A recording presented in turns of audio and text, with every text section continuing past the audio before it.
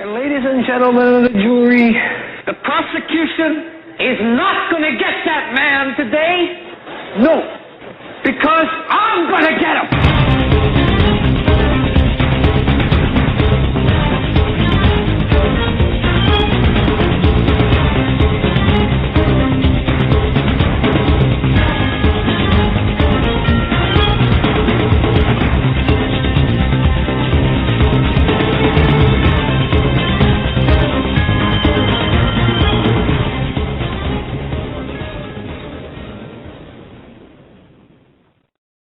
This is the Hagmann and Hagmann Report for today.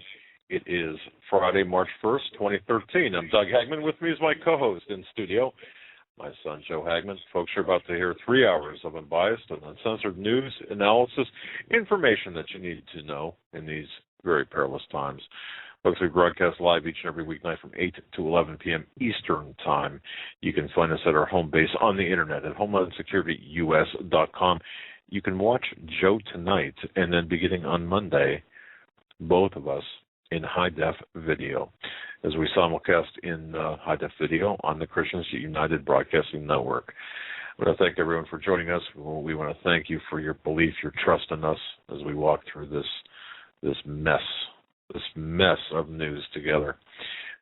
We're just so thankful to have you as our listener base, and we want to thank everyone who has helped us stay on the air through your financial support, through your word-of-mouth support, through your prayers, through your suggestions via email, how to make the show better.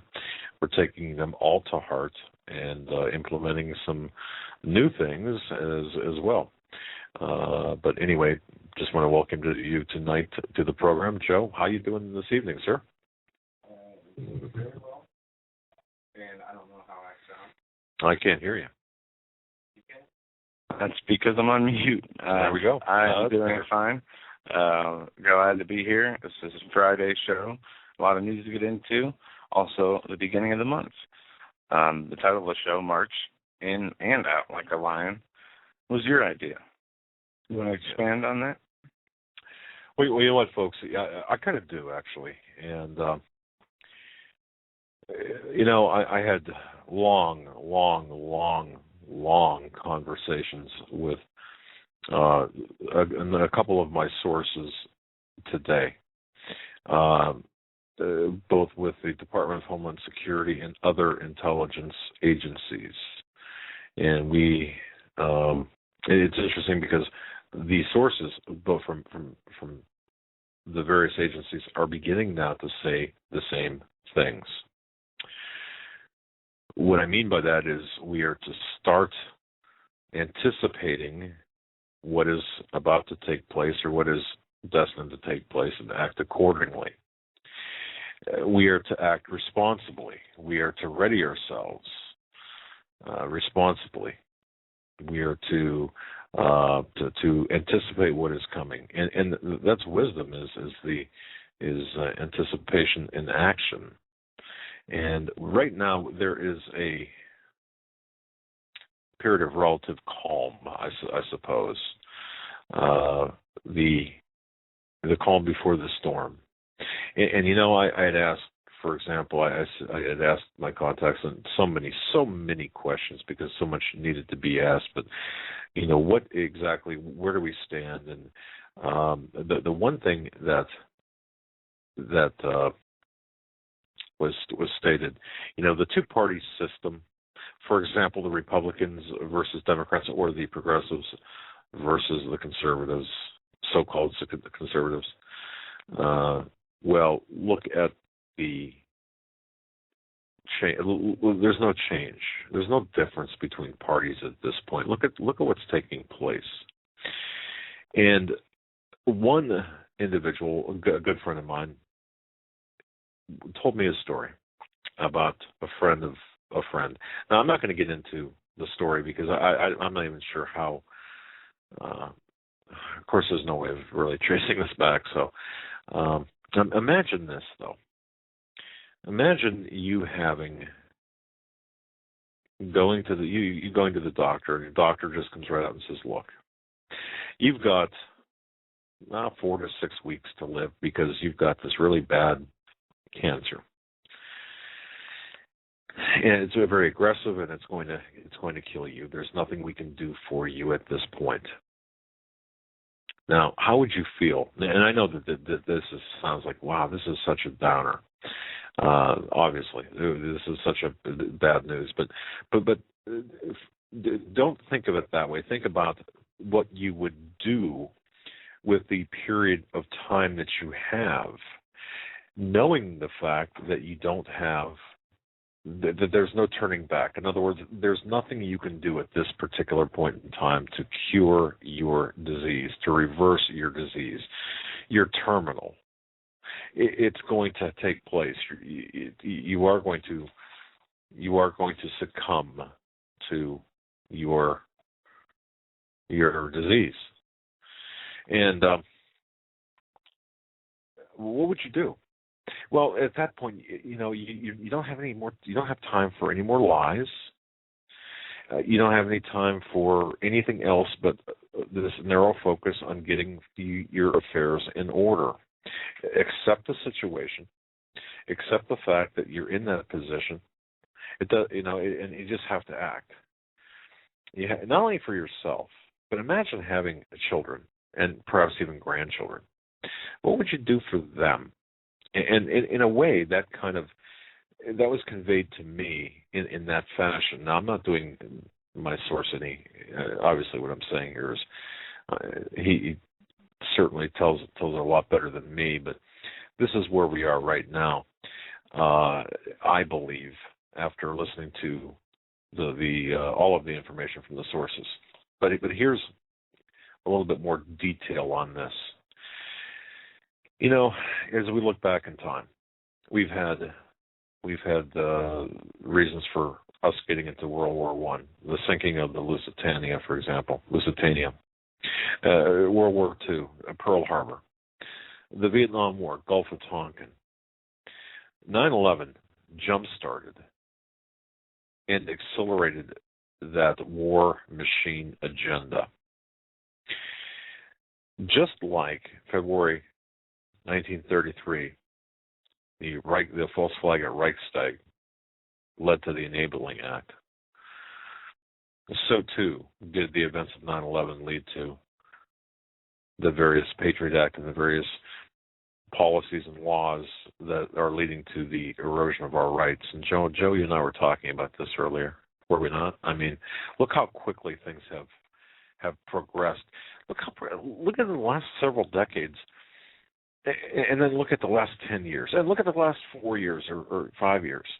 Joe, have you there's been quite a difference, hasn't it? I mean, quite an acceleration. Absolutely, there has.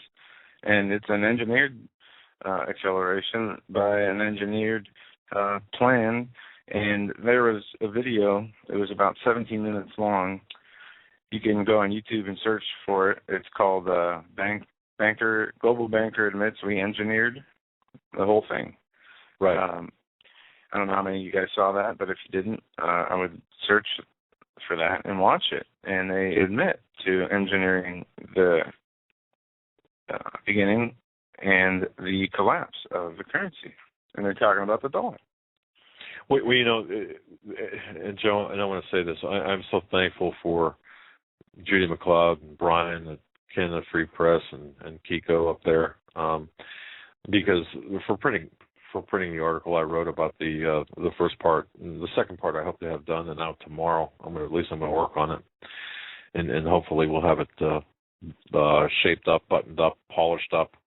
And I want to thank Marianne for her hard work as well. God bless you, Marianne. I didn't give you a fair shake today on the phone. I apologize. It has just been one of those days. But anyway, during my research, I was amazed because what I found, I mentioned Paul Warburg in that first article. And Paul Warburg was an immigrant from Germany here in America, and his position, what he had done with the Federal Reserve, and I'm amazed, ladies and gentlemen, even so-called, even people who proclaim to get into like the investigation of the Federal Reserve, some people like who have programs, whether they're radio programs or whether they're TV programs or whatever, They claim to get into the Federal Reserve or things like it, but you know what? They stop at a certain point because the rest is conspiracy nonsense. Well, wow.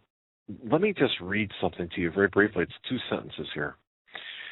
This was part of an address by Paul Warburg on February 17th, 1950, during an address to the United States Senate. Now think about this. Here's a finance guy, Paul Warburg, addressing the United States Senate, February 17th of 1950, 63 years ago. And he says this: "We shall have a world government, whether or not we like it. The only question is whether the world government will be achieved by conquest or consent." How'd you know that? I was on mute, but yeah, I finished your statement because I've heard that quoted many times. They will have a New World Order, whether by consent or conquest or vice versa. And this is something Zbigniew Brzezinski writes about in that book, I've Destroyed Totalitarian Dictatorship and Autocracy. And one chapter in it is the directed economy, total bureaucratization. Well, Joe, I got to tell you this. I'm amazed because the very things, I'm amazed that people can get on behind the cameras or behind the microphones and say, well, we're going to talk about, for example, we're going to talk about the Federal Reserve, but we're not going to get into conspiracy theories. Yet all of these statements about, well, Rockefeller, Warburg, the various people, the architects of our current system right now, it's on record. None of this is theory. This is fact. So why run away from fact? You know, Nixon, and I want to just... And why run away from fact? Because as I read from a listener's email yesterday, the truth sometimes really destroys one's belief system or the way that they were taught or know what they know. And it's a hard pill to swallow. It is something that I agree. People have a hard time accepting. No, you know, I totally agree. And you're right. I should have probably really let that sink in to my head, but I'm just amazed at how many people want, given the diagnosis, for example, and using this as an analogy, given the diagnosis of maybe you've got a month to live. Now, this is not a statement about our current situation here in the United States. I don't know if we've got a month or a year. I don't know. But regardless of the time is short relative to where we've been and where we're going. And by the way, I'm not talking about the end of the world. Don't think I'm talking about the end of the world, because I'm going to tell you right now, you're not going to get out of this. You see, people have a tendency to think it's an either-or thing. Like, for example, what happens if the dollar collapses? Well, that's the end of the world. I mean, essentially, it's the end of the world. No, it's not the end of the world. No, it's the end of America, the ideology. Yeah, it's the end of the way of life we have come to enjoy. Exactly. And I've got to tell you, the United States is a place on the map. America is an ideology. They're two separate things. America is not going to, or the United States is not going to cease to exist. It's just going to be fundamentally and drastically transformed. And you know, the biggest mistake I have are people who, the biggest problem I've got, the mistake people had made of thinking that Obama was going to be some sort of impotent idiot. He's not, and I mean the word idiot by its very definition.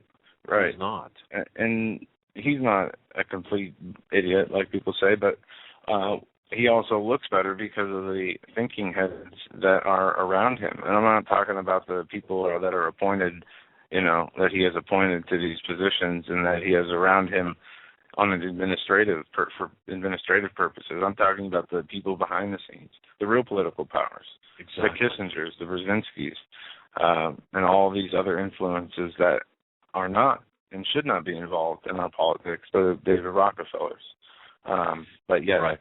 they set policy up in their meetings, which people, the media, mainstream media, and most of the talk show hosts on radio and TV like to dismiss as complete conspiracy theory. Okay, but yeah, it's admitted, Council on Foreign Relations, Hillary Clinton, I have an audio I can upload for tonight, admits taking her orders from the Council on Foreign Relations. Timothy Geithner, where'd he go when he left as Treasury Secretary? Well, he joined the Council on Foreign Relations. And these people do set the policy. Look, I'm not saying anything bad about Glenn Beck, I mean, at this point, but he had interviewed G. Edward Griffin about his book, The Creature from Jekyll Island. And, excuse me, when he was talking to Mr. Griffin, he said, we don't have to go into la land or woo land or whatever he used. We don't have to talk about, essentially, what he was referring to, we don't have to talk about the Rockefellers, the Rothschilds, the Council on Foreign Relations, the Bilderbergers. We don't have to talk about any of that. This is Beck? This is Glenn Beck, and you can find it on YouTube, okay?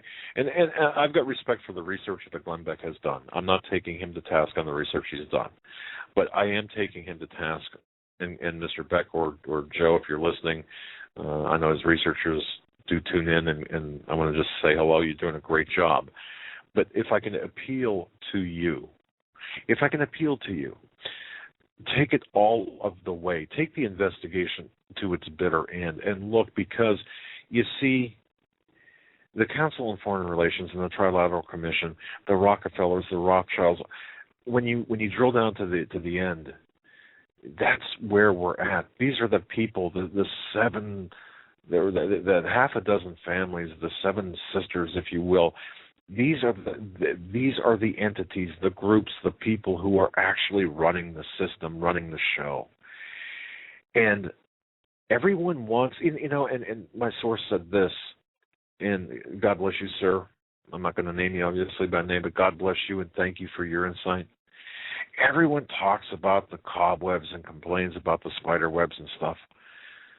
And people actually, please, God, please remove the spider webs. Please get the spider webs. Remove them. Take them away. That's the wrong prayer. The spider webs are the wrong target. Remove the spider. That's what we need to do. Let's not dance around the issue.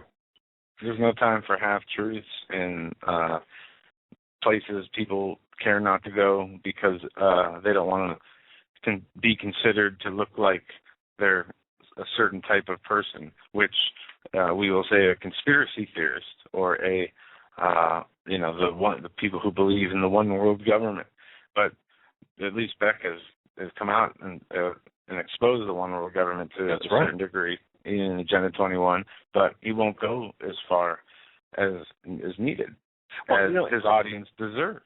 Right. And it's for a personal agenda, either because he is afraid of the consequences or because he is not allowed to for whatever reason, or because he doesn't want to because of his image or some other reason. But there has to be a reason behind why he won't go into things when the proof is everywhere. If he's looking at and exposing what he's exposing, there's no way he can miss the things that he doesn't cover because they're one and the same a lot of the times. Exactly. Very much so. And again, from sources and what have you, a lot of these words are not mine, and it's just from the research I've done. We are past, at this point, it's the collective belief of the people I've spoken with that we're past the point of return. Once again, making the analogy with a cancer patient, we're past the chemo and the radiation. We're past any type of therapy or treatments. Our situation is indeed dire. There's really no cure. It's a terminal case. And we have to come to grips with that. But when we come to grips with that, that doesn't mean losing faith and saying, once again, the world is going to end. It means that there's going to be a transformation here. And we have to prepare for what lies ahead. Because, you see, we are we are called by God, I believe, and that the Scripture tells us, and that we must be the resistance, to the demonic oppression, or to the demonic, whether it's oppression or even the demonic possession. We have to fight, because we will have blessings once we reach the other side. We will have blessings, and that's not doing that. Well, when I say fight, once again, it's like the cancer patient. Well, you how do you fight when you have that? When you're given that diagnosis, it's a mental, it's a spiritual thing. But it's also a practical thing, too, because you're going to do practical things for yourself, such as get your affairs in order. Now, I'm talking about a cancer patient now, not the country, and not how to fight this, but get your affairs in order. Come to the realization that your life is going to change. You're not going to cease to exist after you pass to the other side, after your earthly body dies. You're going to continue to exist, whether it's in heaven or hell. But see, you've got to, at this point, understand that a transformation is ahead. I like to use that better than passing, but anyway. So do things, whether it's not, even if it's not for yourself, if it's for your children. Because, okay, where we are right now, and I'll get to the nut of this, what I'm talking about. If you look at where we're at, we are one crisis away, one crisis in the Middle East away from a complete economic meltdown in this country. And I'm sorry, did you say in the Middle East? Yes. We are one crisis away. We are one crisis away in the Middle East from an economic meltdown here in the United States. Okay. Now, people have to understand too how the dollar and how the federal, and our audience is the most intelligent, well-researched audience, I believe, in the world. The Federal Reserve System, it's a central banking system. It's a giant Ponzi scheme. And see, right now, if you are involved in a Ponzi scheme and you begin to run out, or you get close to the end of that scheme, and you're the schemer, well, what are you going to do? You're going to have to do something. You're going to have to pick up and move to another location or do something, because you're about to be exposed. You're about to be found out. That more people are going to look and say, wait a minute, I bought into a lie. I bought into a lie. There's a lot of, by the way, people involved in Ponzi schemes for real, they undergo a lot of pain and a lot of shame and a lot of hurt, and but the Ponzi scheme works for one reason.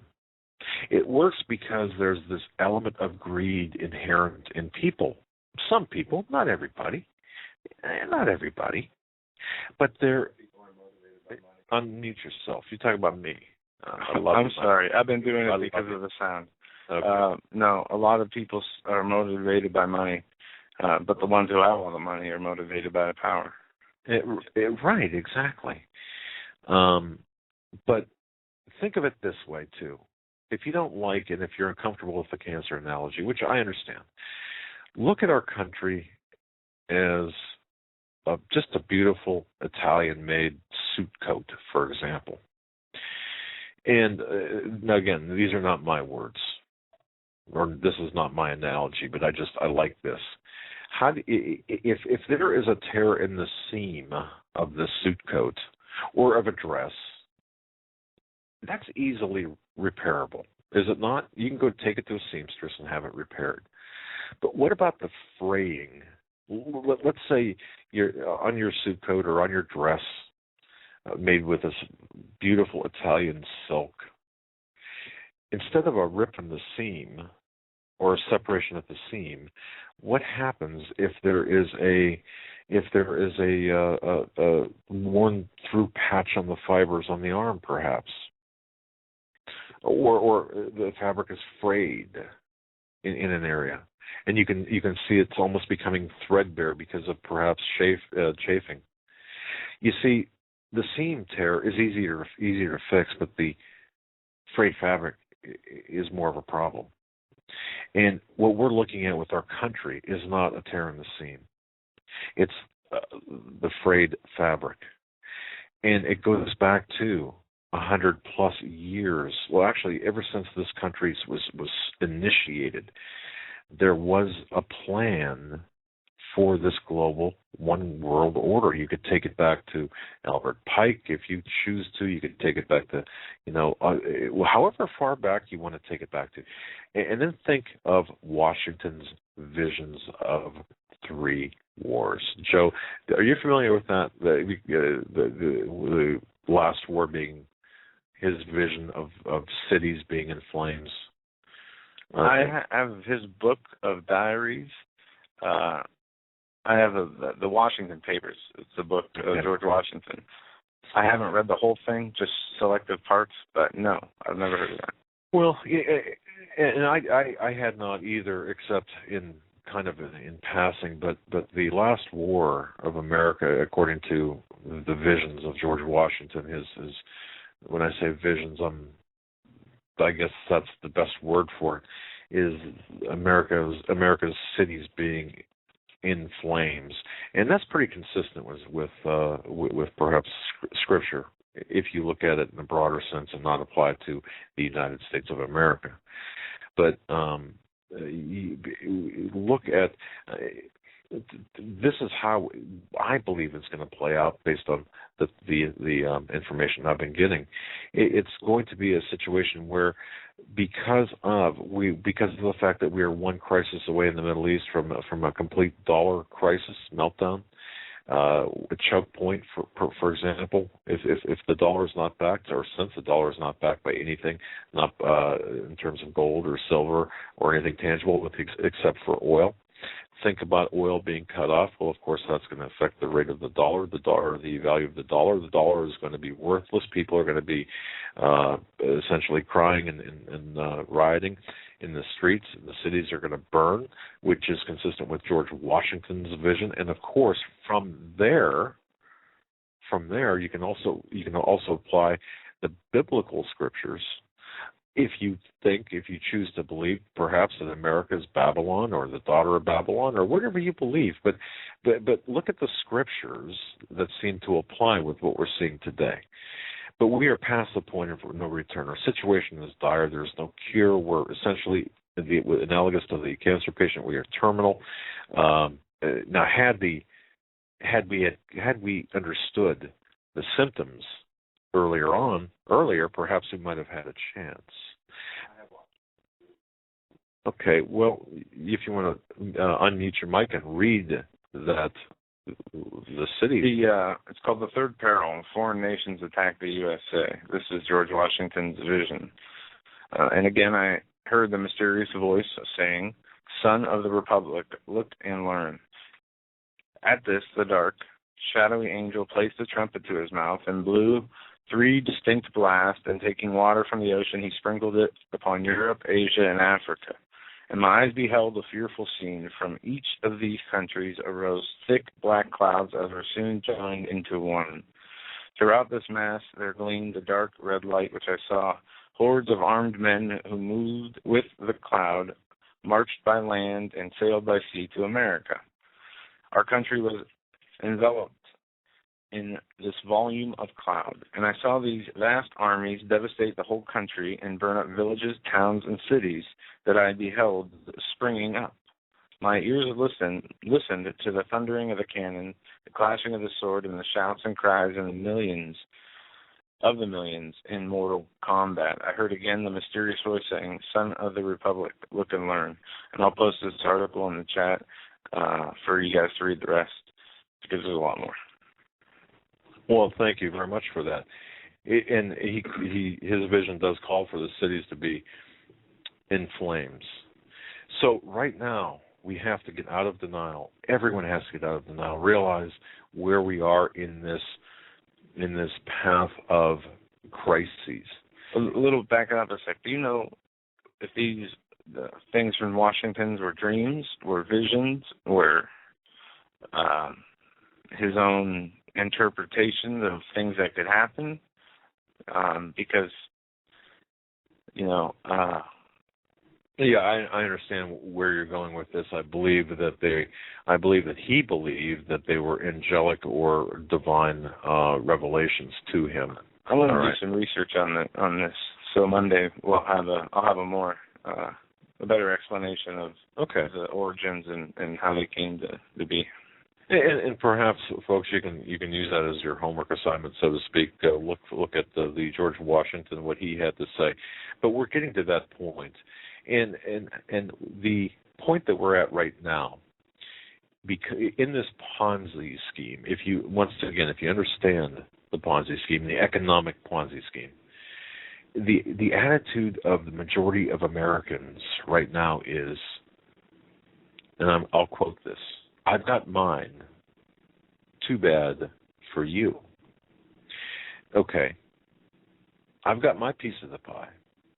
I've got my investment.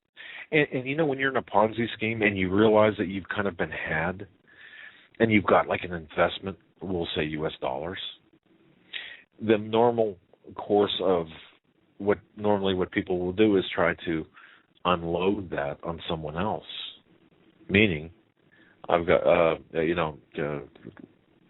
meaning that they've got to get rid of it, sell it, exchange the dollars, I should say, for something of value, and then they can say, well, you know what? Too bad for you. You got the dollars. And see, that's the inherent attitude for the majority of Americans. And think about how we have witnessed over the last several months and the last 4 years this entitlement mentality. That's what has been purposely bred into us. And you mentioned Babylon. Right. This originated in Babylon, and this was something I tried to get you to pay attention to before the show, but you didn't have time, was the Nimrod. Oh, yes. Okay? Because this is, let me get the book here. Nimrod used food to gain favor of the people. All right. And he was tyrannical. It said that he was a tyrannical warrior who governed his lands with cruelty, rebellion, and rebellion against the Most High God.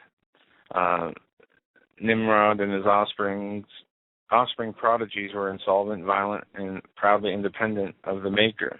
He injected full-scale sexuality, idolatry into the mainstream human culture. Also, it goes on to say that right here, as a significant food supplier, he was a brilliant entrepreneur. The man quickly became the voice in the land and the authority over the villages. Anyone daring to resist him without the tremendous political clout with which he had conquered the territories he starved and destroyed. His tyrannical spirit would see to it that those who wanted to prosper with him and from his cunning would submit and commit to whatever he wanted. Poor people, after they had given all they had for food, would become slaves of the kingdom. But no, he used gifts and favors, such as food and other things, to gain and create a sense of dependency, to gain the favor of the people. Okay. Well, that does correspond, and I should have paid attention before. And Nimrod was the king of Babylon. He used on the Tower of Babel, the one world government. Okay. But anyway, okay. Day. But just a couple more things too. We're looking at, are we not seeing this right now? What we're seeing this rapid acceleration toward that cliff, and have we come to the realization? Have we really fully come to that realization that, look, we must get out of any state of denial that we're in. We must understand where we are and why we're here. And see, a lot of people will say, for example, I had a couple of emails saying, well, why did you choose to have Dr. Judy Wood on talk about 9/11, something that's over and done with. Well, because that does, just like Benghazi in Libya, that shows, that should show people that there's something wrong with the official story of 9/11. Right. It's the German Reichstag.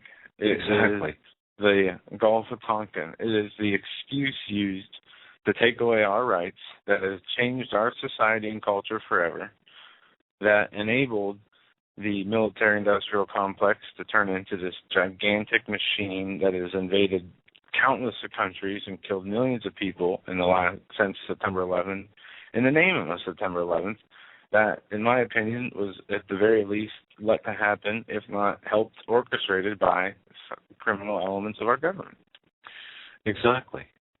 And a lot of people don't want to realize that, just as many people did not and could not at the time. I mean, we've been given, I believe, the gift of the Internet to be able to pass information along that is true and is verifiable, authenticated. Look, the American people were fooled with the taking down with the torpedoing of the Lusitania, which caused enough anger to get us involved in the First World War. That was one of the very big reasons, and that happened again with Pearl Harbor. Australia, their intelligence services had told Roosevelt that the Japanese were amassing a fleet heading directly for Pearl Harbor 4 days before the attack. And yet those ships sat there like targets that they were. And see, the same thing happened with 9/11. And the reason is, what does the monetary machine known as the Federal Reserve, the central banks, what do they feed on the most? They feed on a perpetual state of war. It does two things. It makes them a ton of money, the elite, but it also does something else. It allows things like the NDAA, the Patriot Act. It facilitates our erosion of liberties to the point where we become so conditioned that we are easily led to slaughter. Now, we've referenced this before, but the report on Iron Mountain addresses the substitutes, the economic substitutes of war. Whatever value that report has as being authentic or not, they go into great detail on how to destroy and manipulate the economic system with other systems besides war. Exactly. And I've read those on air before. Yes, you have. Yes, you have. And people should have in their library the PDF from the report on Iron Mountain. Report from Iron Mountain. In fact, if I'm praying for the time to this weekend, for God to give me the time or to be allowed the time to complete the website revision that I'm doing, that both Joe and I are doing, to get all of these documents, all of these important documents on one place. So when we talk about these, we could just direct you to our website and bam, you'll have them.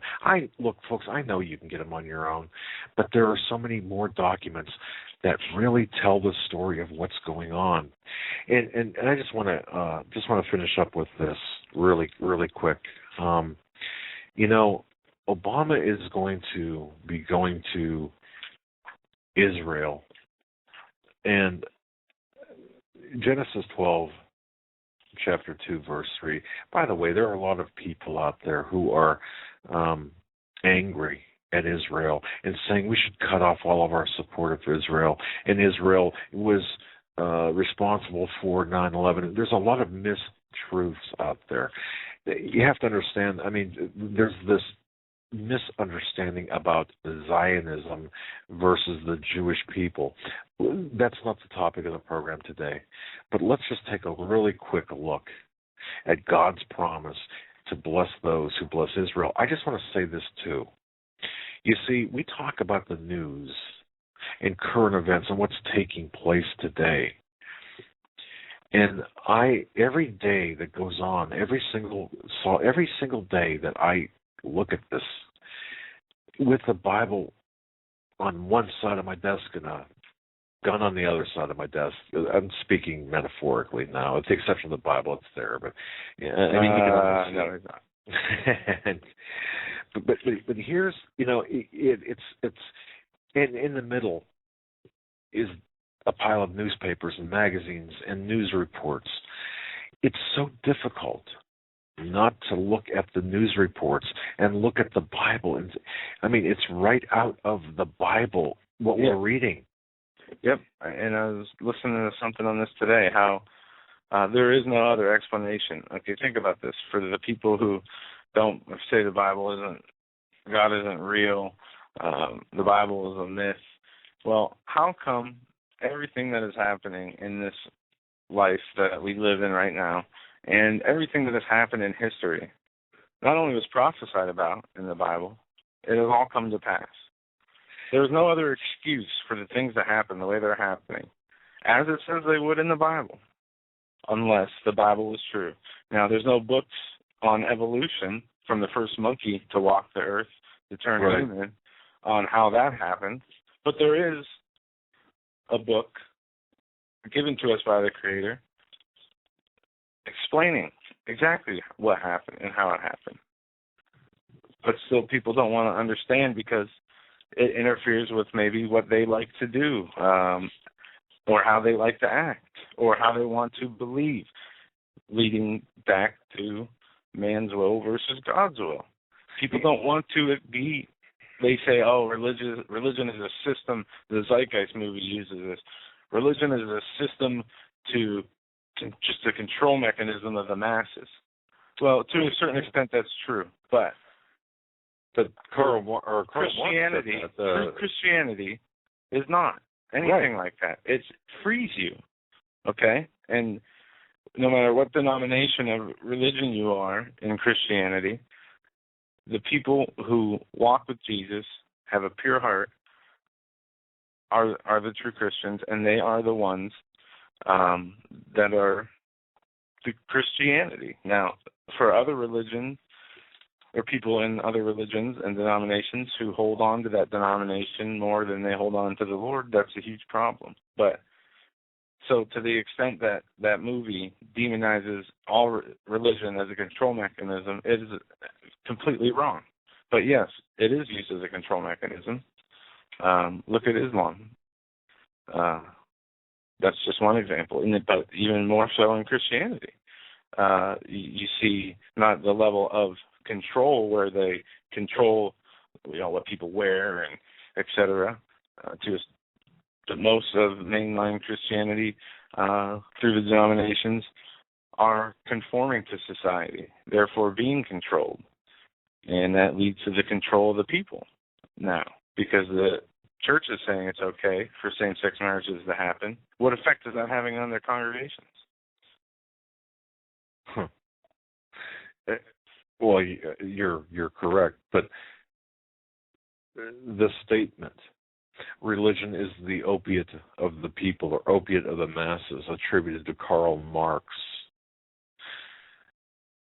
it's something that people should understand that it is an erroneous statement. It is meant to deceive. It is meant to take us away from doing what we do, and that's looking in one hand having the Bible, and in the other hand having the headlines. And look, I know Hal Lindsey does this, and he does it very, very well. But see, a lot of times Hal Lindsey and others talk above and beyond what people are ready to understand, or hold positions that it's just different. We just do it our way, and that's how we do it. Okay, but I don't know how I got off on that. But I was going to ask, are you having a hard time balancing the two? No, there's just so much here or figuring out what is important. No, not at all. Not at all. I see what's important, but I just want to mention this too, because I brought Israel into this and Obama's trip to Israel. And Israel, I've always looked at this as Israel is God's timepiece. What happens in Israel, specifically in Jerusalem and in the nation state of Israel, is in fact a measure of where we are in time. But just look at, once again, Genesis 12, verse 2. God delivered a promise to Israel that, and to others, that he has never repealed, and he's always fulfilled, basically stating that I will make you a great nation, and I will bless you.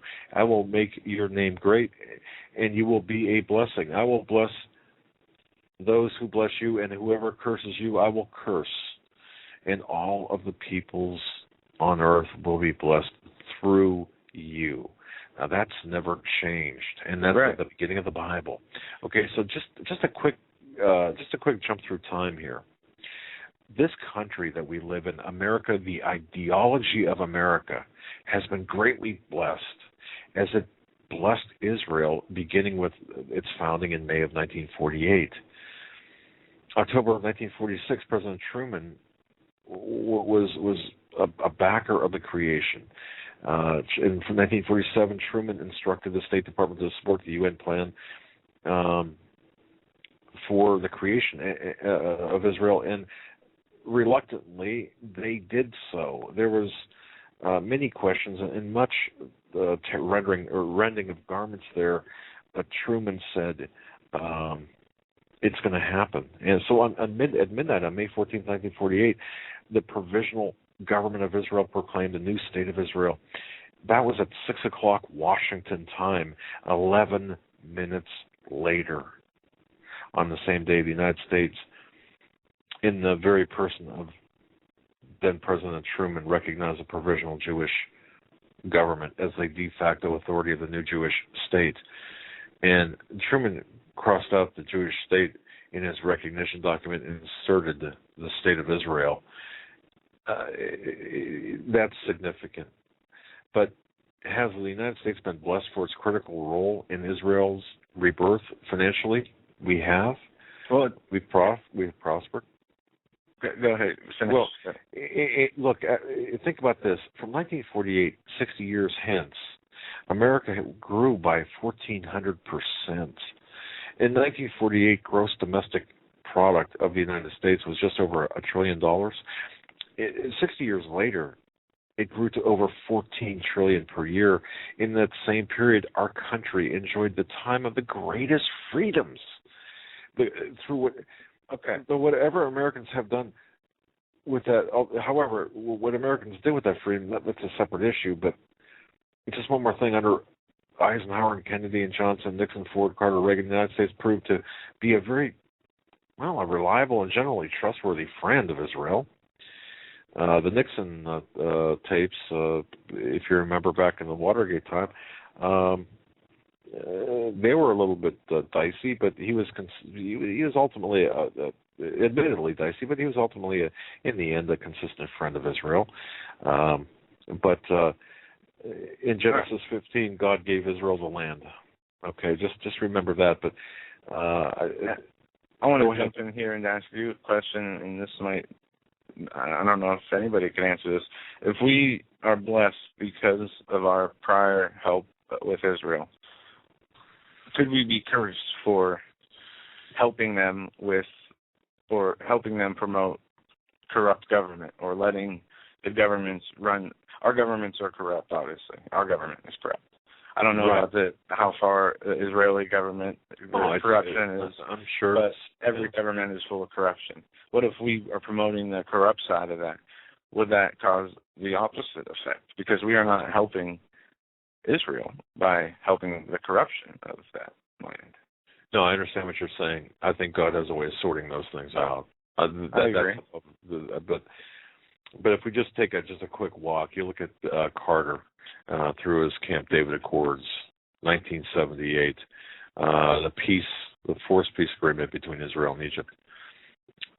Look, you can see different things here that took place. March 26, 1979, Camp David Accords. Some said, well, boy, that was a fulfillment of end-time prophecies. You like how I stuttered there? Mm-hmm. But At any rate, it didn't appear, nothing really appeared too strongly under Carter's 39th U.S. presidency. But as we go on, look at what George Herbert Walker Bush, a Republican, conservative Republican, under the 41st president of the United States, he decided that via James Baker, his Secretary of State, at some point in 1991, that, well, we should make peace in the Middle East by causing Israel to exchange some of its land, give up some of its land, its God-given territory, to its Muslim neighbors, and in return for peace. And remember Secretary of State Baker making several trips to the Middle East between March and October of 91, working out the details of what the U.S. was proposing, a first ever peace conference with bilateral talks between Israel and its Palestinian neighbors. Well, in a way, this was kind of an extension of the Carter Doctrine, but we won't get into that. But the Madrid Conference of 1991, now the Bush-Baker initiated peace conference, that was known as the Madrid Conference. They convened on October 30th, 1991, lasted for 3 days. What President Bush has announced in the Madrid Conference continues to affect what we're seeing today. You see, Bush told the delegations from Israel, Syria, Lebanon, and Jordan that our objective must be clear and straightforward. It's not simply to end the state of war in the Middle East and replace it with a state of non-belligerency. That's not enough. Rather, we seek peace, real peace. And by real peace, I mean treaties. Israel now has an opportunity to demonstrate its willingness to enter into a new relationship with its Palestinian neighbors. Essentially, what he said was, look, you're going to have to give up the land. There's going to have to be a territorial compromise for peace. End of story. There it was, openly stated by the world's only superpower at the time, that the world sees as Israel's main ally and primary protector, us, the United States, wanted Israel to give up its land. It's a territorial compromise in exchange for peace. Well, what's this have to do with today? Well, look at what's taking place. It's continuing today. Now Obama is over there. It's a continuity of agenda. It's a continuity. Obama's going to be going over there essentially doing the same thing. Look, give up the land for peace. It's the wrong perspective. And from God's perspective, there's definitely a level of displeasure here, because land for peace is not going to work. On the same day as that groundbreaking speech by President Bush, it was October 30th, 1991. There was another, a series of talks, October 30th, 1991. There was this enormous, unprecedented tropical low, a natural disaster or a natural perfect storm combined with a tropical cyclone, which then became a hurricane, then centered on the northeastern coast of the United States. That storm was so massive in scope and so unusual in its components that it was quickly labeled the perfect storm. Remember that, folks? October of 91. It was designated by the National Weather Service as once-in-a-century storm. Joe, you might even remember this. But it was a rare combination of weather factors that led to waves 10 stories high, winds at 120 miles an hour. A book about the perfect storm was made into a movie. Mm-hmm. It's something that every time we mess with God's words, and bad things happen. The New York Times reported, and think about this. President Bush's home and vacation compound was damaged by the North Atlantic storm. What waves as high as 3-story? It was a 3-story house filled his house with seawater and caused extensive damage. That was reported on November 1st, 1991. 3-story waves. And isn't it something that Bush had said, give up your houses, men of Israel, women of Israel, families of Israel, give up your houses. And houses were destroyed. actually physically destroyed. And look what happened. Well, I can go on and on and on. Look at what happened with Clinton. I mean, there's so many accounts. Under President Clinton's direction, the United States continued to push Israel to arrive at a land for peace agreement, and a secret series of negotiations. People don't realize this. It took place in Norway from April '93 to August of '93. Now, as a result of these negotiations, we pressured Israel into an agreement. We pressured them, land for peace, land for peace. These are the Oslo Accords. They were officially signed. They were officially signed on September 13th, '93, on the White House lawn. Remember Clinton presiding and drawing Yitzhak Rabin and Yasser Arafat together in a historic handshake, the Oslo Accords. They led to the creation of the Palestinian Authority, which was given control over this specified territory. Well, why is this so important? Well, we pressured Israel into that agreement, land for peace. Now, what happened? 1993, Midwest flood was one of the most significant and damaging natural disasters ever to hit the United States. 15 billion, 50 people died, hundreds of levees failed, and so on. And from May through September of 1993, major and/or record flooding occurred across North Dakota, South Dakota, Nebraska, all over the place. Well, do you think that was a message? Was it a natural disaster? But who else but God can change the weather pattern so that it rains virtually every day for a week, and then another week, and then week after week, and totaling 38 inches in some areas?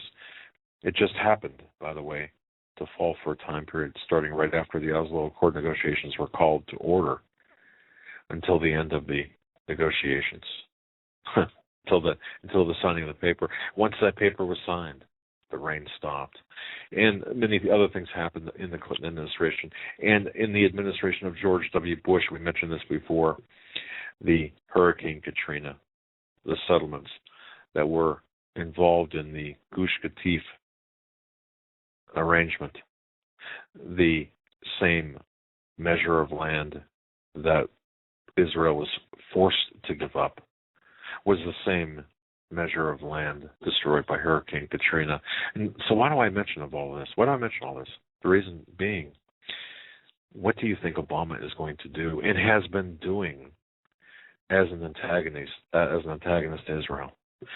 Do you think that there are going to be any ramifications in this country when Obama goes in March to Israel? Do you think that God is going to take this with any degree of humor? I think not. And it goes back to our economy. Hey, if we didn't listen with massive storms, and if we didn't listen with natural disasters, if we didn't listen,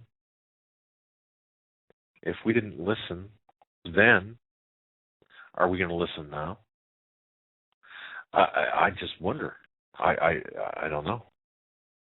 But I'll tell you what. The real crisis is at hand. And by the way, one more thing, and this is off of Israel, but think about this too: the domestic problem at home. Folks, you've heard about the guns and ammunition. You've heard about the guns and ammunition being bought up by the Department of Homeland Security. Have you stopped to think for a moment that the way to gun control is to control the ammunition, is to buy up so much ammunition that we don't have any? Because, see, what they're expecting, according to the sources I have, and we'll get more into this when we get into the news after the top of the hour. And Joe's got a ton of news. Joe did a great job in identifying what's really important. But think about this. Why all the ammunition? Is it to put 5 bullets in the head or body of every man, woman, and child in America? Well, perhaps it is. But have you thought that perhaps it's more to keep the ammunition out of our hands? A way to keep the ammunition out of our hands? It's a way to take it out of circulation? The brass, the primers, that's the real issue. Mm-hmm. So we have to stop being in denial. Yeah. And we're going to go to the break, but a few stories that we are going to hit tonight. There are problems in the Eurozone economy. Italy is behind the rise in Eurozone jobless record. This is a claim made by the AP. Italy jobless rates jumped to a record high of 11.7% in January.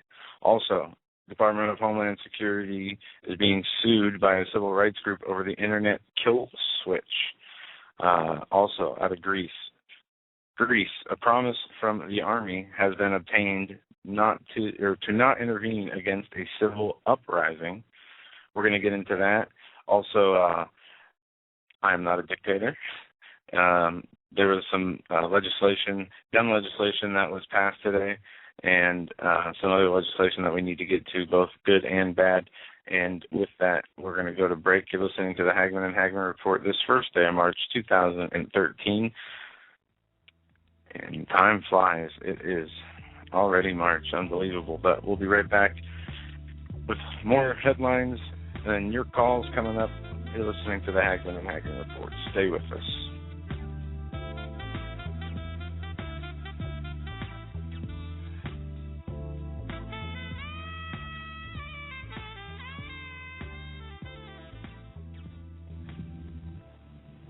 Hi folks, Doug Hagmann here. You might know me as the co-host from the Hagmann and Hagmann Report, or as a frequent guest on Coast to Coast AM with George Norrie. If you're like me, you're tired and confused over today's headlines. You just don't know where to turn for accurate, concise information about really what's going on, what's truly going on in today's society. If you don't know where to turn for accurate, well-researched, and properly vetted news, I've got a suggestion.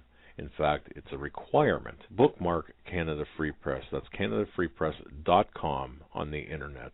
It's just not for Canada. It's for news across the world. Judy McLeod, founding editor, has put together a vast array of talented writers like Kelly O'Connell, Daniel Greenfield, Dr. Eileen Johnson-Powell, a lot of guest columnists, very talented writers. Folks, that's Canada Free Press at CanadaFreePress.com. Now mobile friendly. Follow on Facebook, because without America, there is no free world.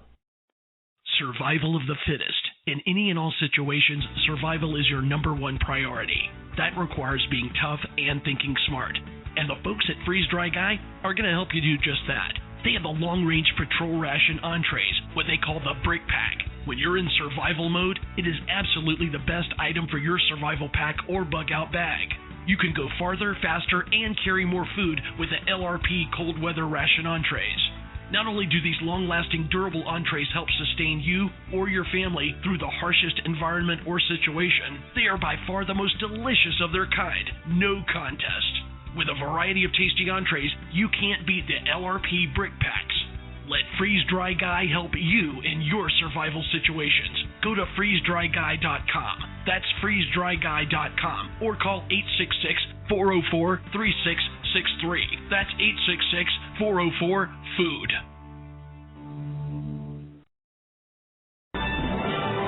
The government is making a record number of requests now for the private information of you from Google. That's according to data released by the search engine giant. What's more startling is that over half of these requests are made without warrants. So is it constitutional? Who better to ask than Fox News senior judicial analyst Judge Andrew Napolitano. Good morning to you, Judge. Good morning, Gretchen. All right, so lay out for us what the law is right now. What can the government do? Well, under the Constitution, the government can't get any information from about you from anybody, from a telephone server to a provider to a computer server to your bedroom drawer without a search warrant. Search warrant is issued by a judge based upon sworn evidence of probable cause of crime. That's what the Constitution says. It covers everything. But gradually over the years, the government has worn away at that constitutional protection.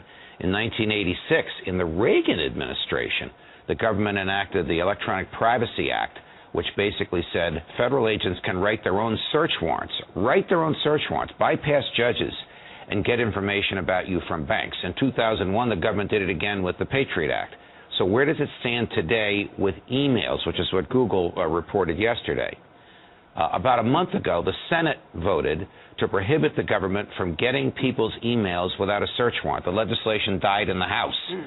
So the law as it now stands is federal agents can write their own search warrants to get your emails. Get your emails means emails stored not in your personal computer, right, but in the server's computer, and not the body of the email, but the identity of the sender and the receiver. I see. If the government wants the wording of the email itself, it has to go to a judge and get a warrant. Why am I aggravated about this? Why should everybody be aggravated You seem so calm. about this? Well, people should be aggravated about this because these are private communications which are protected by the Fourth Amendment. But the government has given itself. We didn't give to the government gave to itself the power to get this information about us. It always does it under a benign purpose. It always says we're doing it to keep you safe. But in reality, it is invading our privacy. And it's privacy that we have come to expect that we have. Let's see what Google had to say about this. Before complying with a government request, we make sure it follows the law and Google's policies. We notify users about legal demands when appropriate, unless prohibited by law or court order. And if we believe a request is overly broad, we seek to narrow it, like when we persuaded a court to drastically limit a U.S. government request for 2 months of user search queries. If Google does that, my hat is off to them, because if Google were to say to the Carlson or Napolitano household, the federal government has asked us to identify and isolate emails that you sent or you received, we want to tell you about that. You then have an opportunity to go to a federal judge and say, what's going on here? Where are my Fourth Amendment rights? But when the Google doesn't tell you that, like the federal government says, you don't no way tell of the knowing. Carlson household, then you don't know what the government has about you. Okay. Thanks very much, Judge. You explained it brilliantly for Pleasure. this hour of the morning. Pleasure, Gretchen. Oh, it's Elizabeth. great to see you. Where's Kilmeade? Is he awake? Now,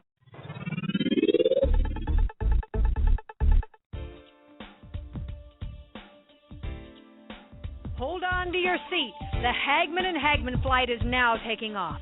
Doug and Joe Hagmann have cleared the runway of TSA agents, jihadists, political crackpots, and global elitists.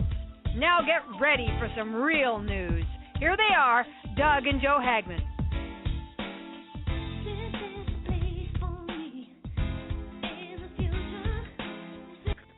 And welcome back, ladies and gentlemen, to hour number 2 of the Hagmann and Hagmann Report this Friday, March 1st, 2013.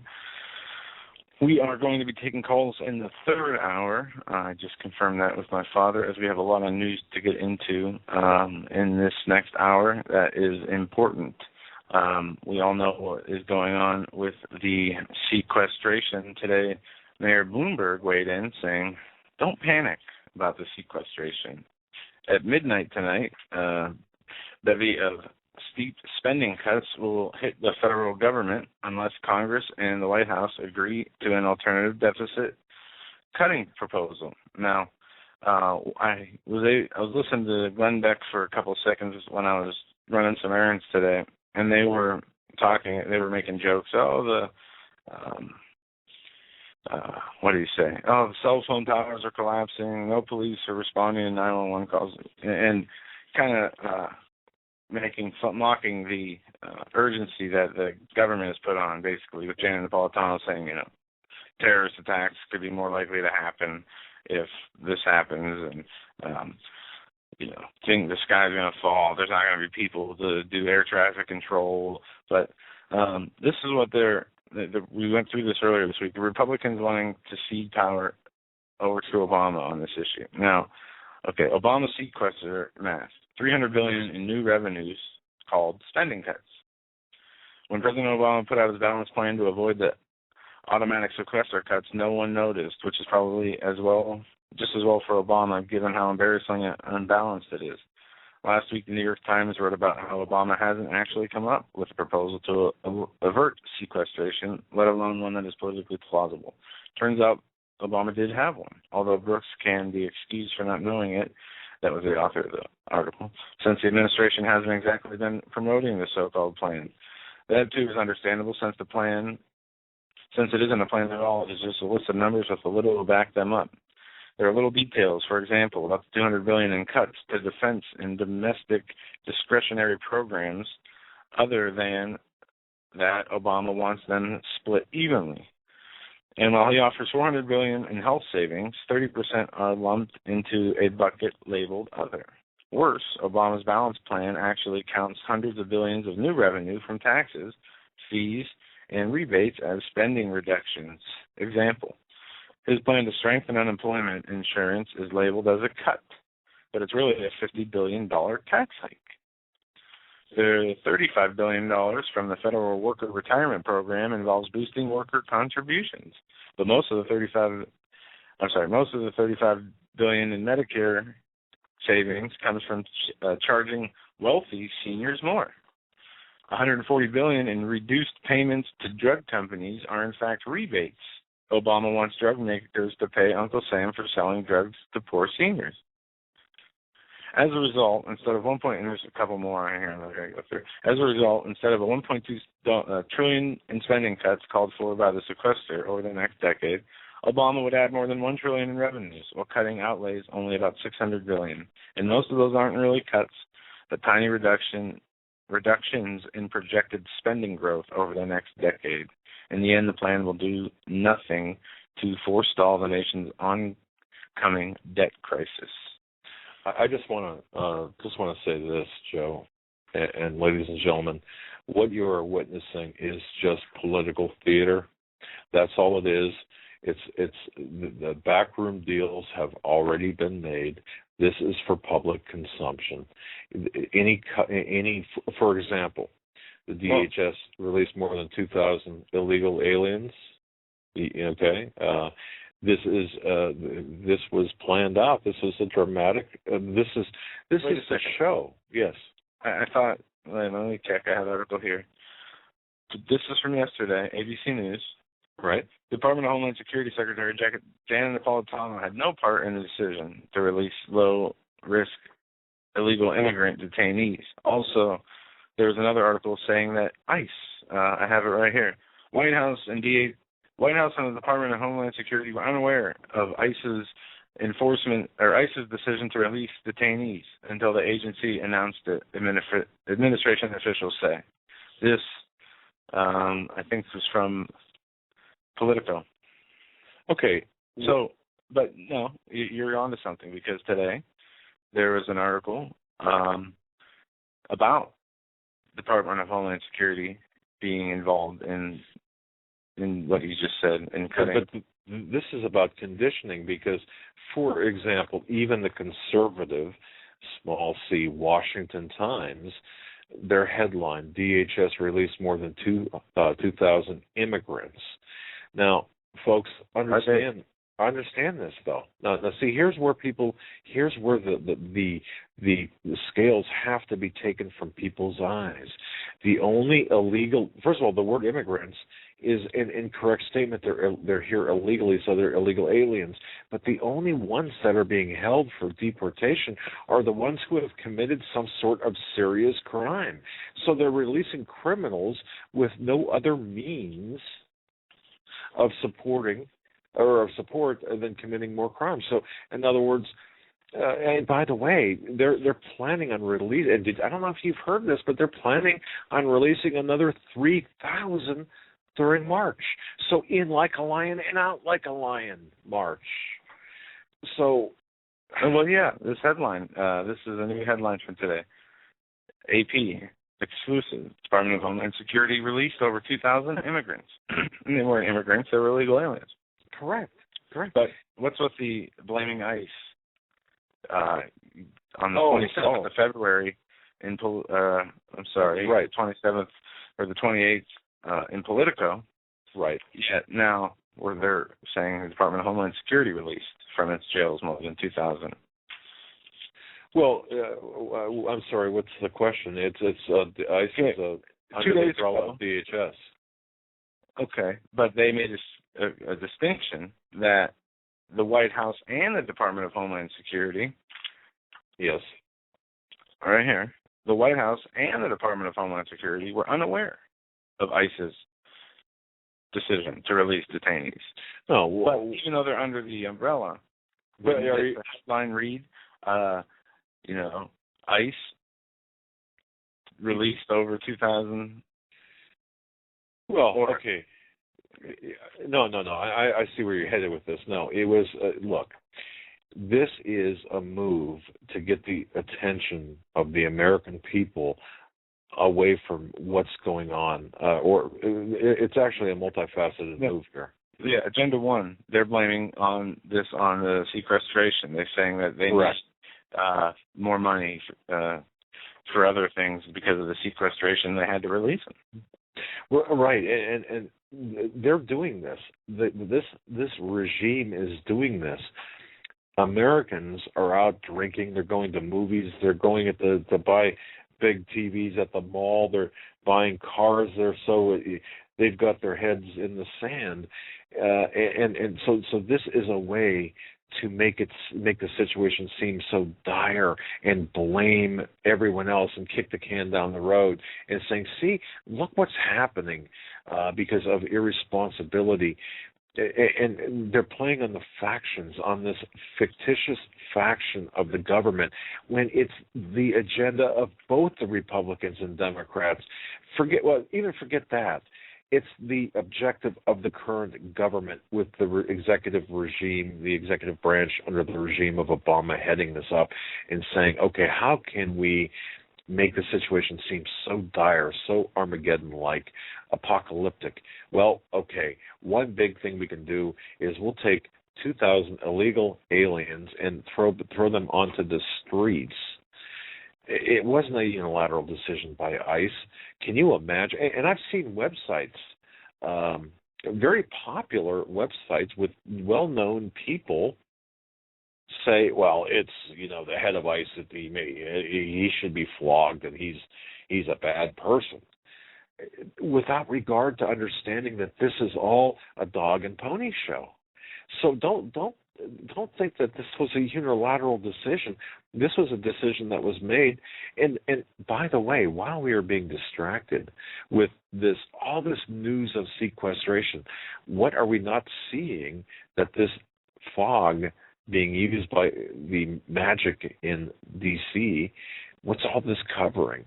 Well, this is covering what we talked about earlier, the Ponzi scheme that exists to our detriment. Yep. And just to give you a glimpse of what is coming to America, or what is already here but really covered up well, are the jobless numbers, the unemployment rate. Italy is seeing a jobless rate at a record high of 11.7%.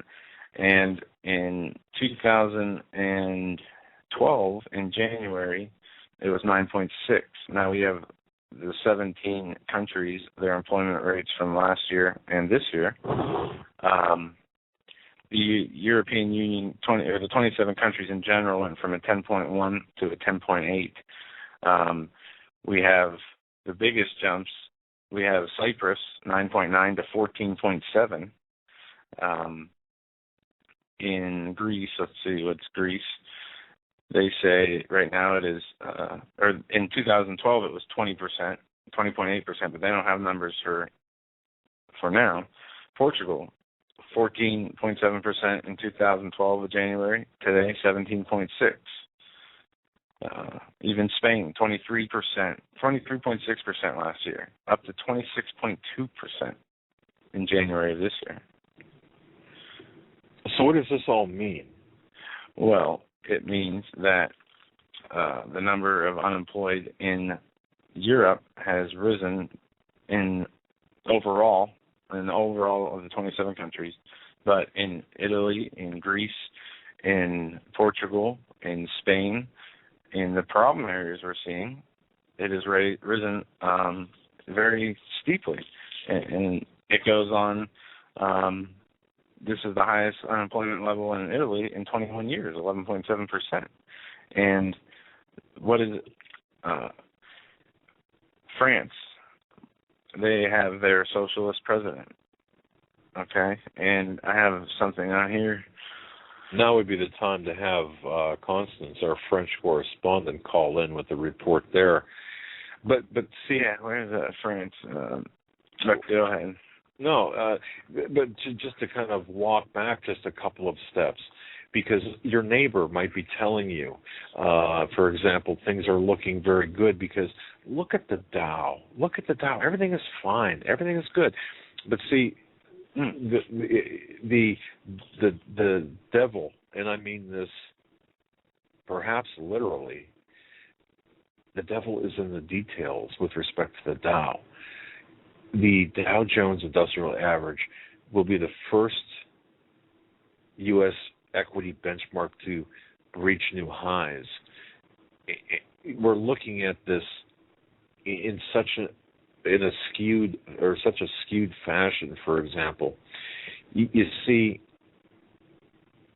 the Dow number has been weighted with through an arbitrary process. What you're seeing, the numbers of the Dow today are different than the numbers the components of the Dow today are different than the components of the Dow 5 and 10 years ago. And people have to understand, just like the numbers, Joe, that you read with Greece and other places. Yeah, you have those numbers too. Those numbers, look, and thank you for printing this out, Joe. The unemployment numbers across the 17 European countries. Yeah. Okay. They've hit a new record of 11.9% for January, but that's not the true story. That's what we're being told it is. Go to Greece. Greece is showing 20.8. That number is got to be 10, 12 months old, because right now in Greece you've got people dying of hunger. Listen to this. I got a headline out of Greece it's very shocking, surreal. Greece, a promise from the army has been obtained not to intervene against a civil uprising. It's always enlightening to hear the frank assessment of a diplomat upon leaving service, once unshackled from the patriotic art of lying for one's country, as 19th century American journalist Ambrose Bryce described the craft. Leonidas Kastapoulos, a career diplomat with the Greek Foreign Ministry, as a junior officer, he served in the 1970s to help assure then freshly democratic nation's accession to the European Union. Last year, he finally resigned as the Secretary General of the Black Sea Cooperation Organization and entered the private sector. Now feels free to speak openly about his fury at what he says Europe and the international lenders, a.k.a. the IMF, a.k.a. the international bankers to the Federal Reserve, are doing to his country. At a certain moment, quite soon, there will be an explosion of social unrest. It will be very unpleasant, he says, referring to the 15 armed incidents in the previous 10 days. In the past few weeks, offices of the government parties have been firebombed, as well as homes of pro-government journalists. Headquarters of the Prime Minister's conservative New Democratic Party was machine-gunned, and days later, a bomb exploded at a shopping mall belonging to this country's second wealthiest citizen, although no one has been badly injured in the attacks. Now, why haven't we heard this on our news? We're watching the wrong channels. I'm watching TV Land and not one special alert. And I'm continuing his statements here. It's an escalation of activities, he worries, adding that he expects an explosion to occur sooner rather than later. He predicts the spark will be when new retroactive and sizable tax bills come due in the coming months that the people simply cannot pay. There will be a further increase in armed action. There will be bloody demonstration.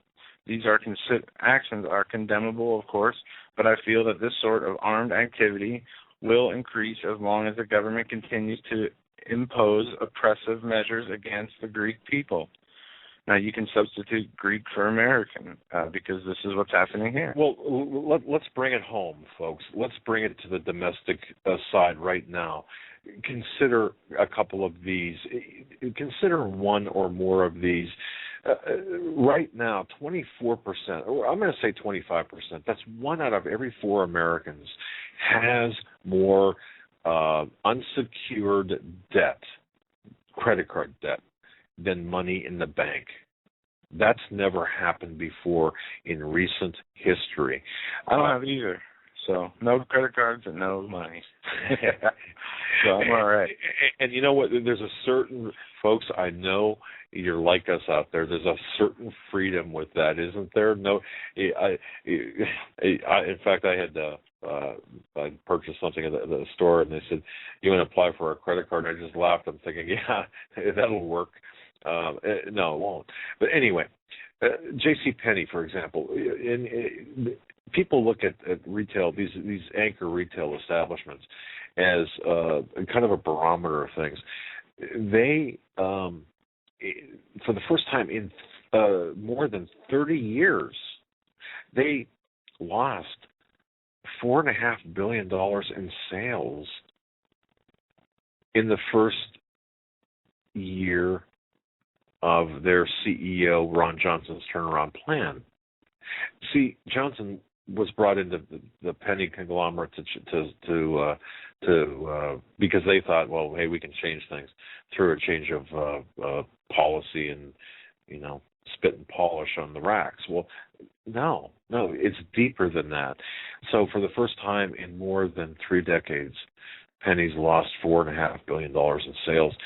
Their shares, by the way, fell 18% after declining 22%. Am I wrong? Did the Dow hit a new high today? Yes. And see, the Dow hit a new high, and people are saying, oh, this is great, but they're not understanding that this is an artificial high. I mean, this is a manipulated high of the Dow. This is all computer trading. This is all stuff. What do you mean? Do you mean some of these companies aren't worth the, billions of dollars that they say they are? That the stock market is being manipulated, or that the currency is being manipulated, or both? I say both, because we have heard from people on here, such as who was it that was telling us? I think it was the Insider V that was telling us that Goldman Sachs and J.P. Morgan have computer programs that real-time monitor stock activities and can go and at one time saying to their people, don't buy this stock, or they're buying all of it up, or vice versa. And they have these algorithms that know how to play. Basically, it's like cheating in a casino. And people have to understand exactly when we opened the show, and I was talking about the pyramid, the Ponzi scheme. It's a pyramid scheme, Ponzi scheme. You see, this is reflective of it. In other words, this can't last. People are enjoying this now, and they're fooling, or they're attempting to fool you. George Soros, I'm having a great crisis. Yes. That's what he said. And you want to know who the architects are? Yes. Are buying the most gold now than ever before in history. That's right. And what's in the vaults of Fort Knox and of the Federal Reserve? Is there gold there? Well, why? Yeah, and you've got to ask yourself why no one will allow an audit. And because you don't have anything or you don't have what they say, what people say that is in Fort Knox and the Federal Reserve. Don't forget. And this is so important. Folks, remember August 15th of 1971. Why is that date so important? That was a Sunday. And then President Nixon, who came into office hating the Keynesian or Keynesian economics. He was an Austrian economics person. But because he had an office, by the way, he did come into office hating it, but he was also conditioned because he had an office down the hall from J.D. Rockefeller, I believe, prior to his presidency. But listen to this: August 15th, 1971, because France was demanding gold in exchange for dollars, he got on the television and said, "Look, we are changing things. We're taking the dollar off the gold standard." But why did he do that? He did it because we were out of gold. He made it sound like he was protecting the currency against speculators, just as today we're seeing the same thing. Different people, a little bit different situation, but the same thing, the same template. And you know what people complained about the most on that August 15th, on that warm August night? People complained that their Bonanza, their show, or Ponderosa, whichever one it was interrupted rather than seeing the announcement for what it was. Folks, what Joe opened with what's going on in Europe and the Eurozone, it's happening here, and it's not only happening, but it's getting quicker and faster and faster. Please, ladies and gentlemen, please, please just do me one favor this weekend. If you're planning a shopping trip at the grocery store, go ahead and cut the coupons out of the paper to save yourself. Please do that, but also please buy an extra can of peanut butter or jar of peanut butter. Yeah, just do it. Something I had to help my wife learn, which is one of her weak points, and I have many weak points that she's strong on, but the difference between wants and needs. There you go, yes. Yeah, that can do a lot for a person when trying to save money. I'm going to run through some headlines real quick because I got a lot I want to hit. Go ahead. The sequester again. TSA. They say the hiring freeze could double checkpoint waits. The TSA announced Friday it would adopt the hiring freeze and reduce overtime spending in response to the federal spending cuts, a move it said could double wait times at checkpoints at the busiest airports. Now, I find it interesting that the sequester is all about federal spending. None of it is about state and local. It's not going to affect our local police forces. It's not going to affect our local, they say hundreds of teachers, thousands of teachers will be out of work. Hundreds of people who work in, police and EMS will be not be able to respond. That's what Obama said the other day. But anyway, I just thought that was interesting that the TSA, and, people are going to have to wait longer. Maybe that's what it will take to get them mad. Two gun pieces of news here. Oh, Court of Appeals. I'll give you the good news first. Court of Appeals out of Illinois must allow concealed carry of a firearm, they ruled. Vice President Biden and left-wing members of Congress continue to press for restrictive gun control legislation. The judges of the Seventh Circuit Court of Appeals are demanding that the state of Illinois adopt legislation by June that will allow for legal concealed carry of a firearm, or else. Or else? Or else. Okay. It goes on to say that it talks about Chicago-style politics and the Democrats in the House of Chicago being on pushing gun control measures. But it goes on to say here, for example, House Majority Leader Michael Madigan, a Democrat from Chicago, imposed a piecemeal process on the legislature, requiring representatives to consider dozens of appeals one at a time to construct a bill that would contain both new gun control measures and presumably legal means for implementing concealed carry. Even the Chicago Tribune described this process as unusual and observed that the Republican legislators recognize Madigan's move as a stunt. As reported by the New American in mid-December of 2011, the decision by the Court of Appeals virtually guaranteed that at least in some measure, Illinois will come into line with the rest of the United States and will legally recognize a right to conceal carry of a firearm. So, the Supreme Court, Madigan does have 90 days to decide whether or not to appeal to the Supreme Court, which allows time for her father to see how far the legislature is prepared to go in conforming to the court's ruling. The process involved in shaping and adopting House Bill 1155 is sufficiently complicated that even after decisive vote in favor of an amendment adopting a concealed carry, it is still uncertain whether or not Illinois' House has approved the concealed carry measure. In an assessment of the Associated Press, the 67-48 vote in favor of the amendment doesn't mean concealed carry got House approval. But they are going to have to go ahead with this order. It was a 5-4 decision on February 22nd. The 10-member Court of Appeals upheld the December 11th decision, which was a 3-member panel. The Attorney General now faces a decision whether or not to risk an appeal to the U.S. Supreme Court, a move that could bring a decisive defeat to opponents of the right to keep and bear arms. But that is a piece of good news to the Court of Illinois, saying that they must allow for a legal concealed carry permit, even though you already have the right to do that and obtain that, but apparently not in Illinois. This piece is not good news. Maryland Senate passes Governor O'Malley's gun control bill. 10 hours of intense debate. The Senate passed Governor O'Malley's gun control measure handily late Thursday afternoon, 28-19, with all 12 Republicans and a handful of Democrats voting against the bill. The measure will be debated in the House next week, and the passage nearly certain. After O'Malley signs the bill into law, it will make Maryland's gun laws among the most restrictive in the nation, putting the lie to the state's moniker, the free state.